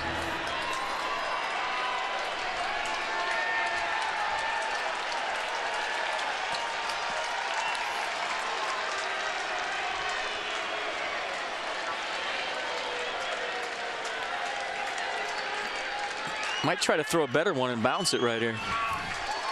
Heads up if you're on second. Yeah.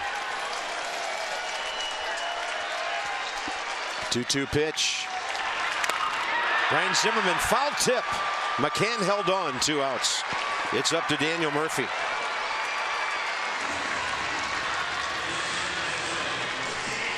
Oh, a nice job by James McCann hanging on to this ball. A little redirect by Ryan Zimmerman.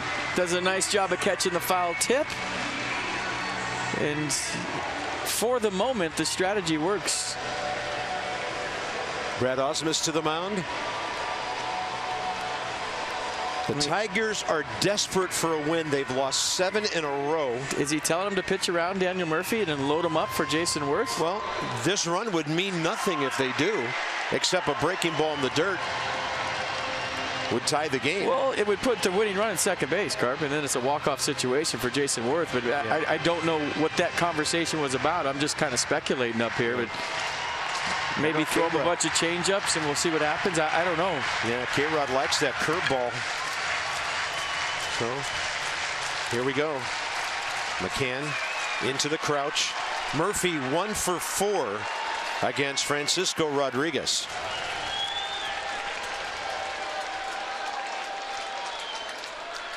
There's one changeup. Yeah. See if Murphy gets himself out. Then if he doesn't, righty-righty matchup. Yeah, with the winning run in second and put yourself in a walk-off scenario with a base hit against the guy that knows how to hit with runners in scoring position. I mean, this is great theater, I'll tell you that.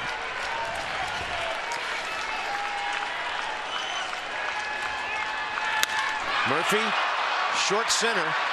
Ball's hanging up. Game over. Tigers hold on to win it, and they break a 7-game losing streak.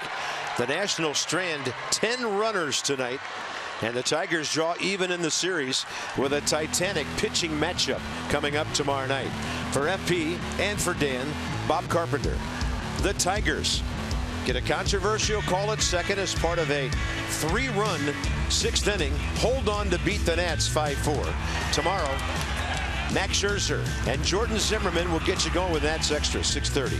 This has been a presentation of Masson from a disappointed Nationals Park. So long for just a while.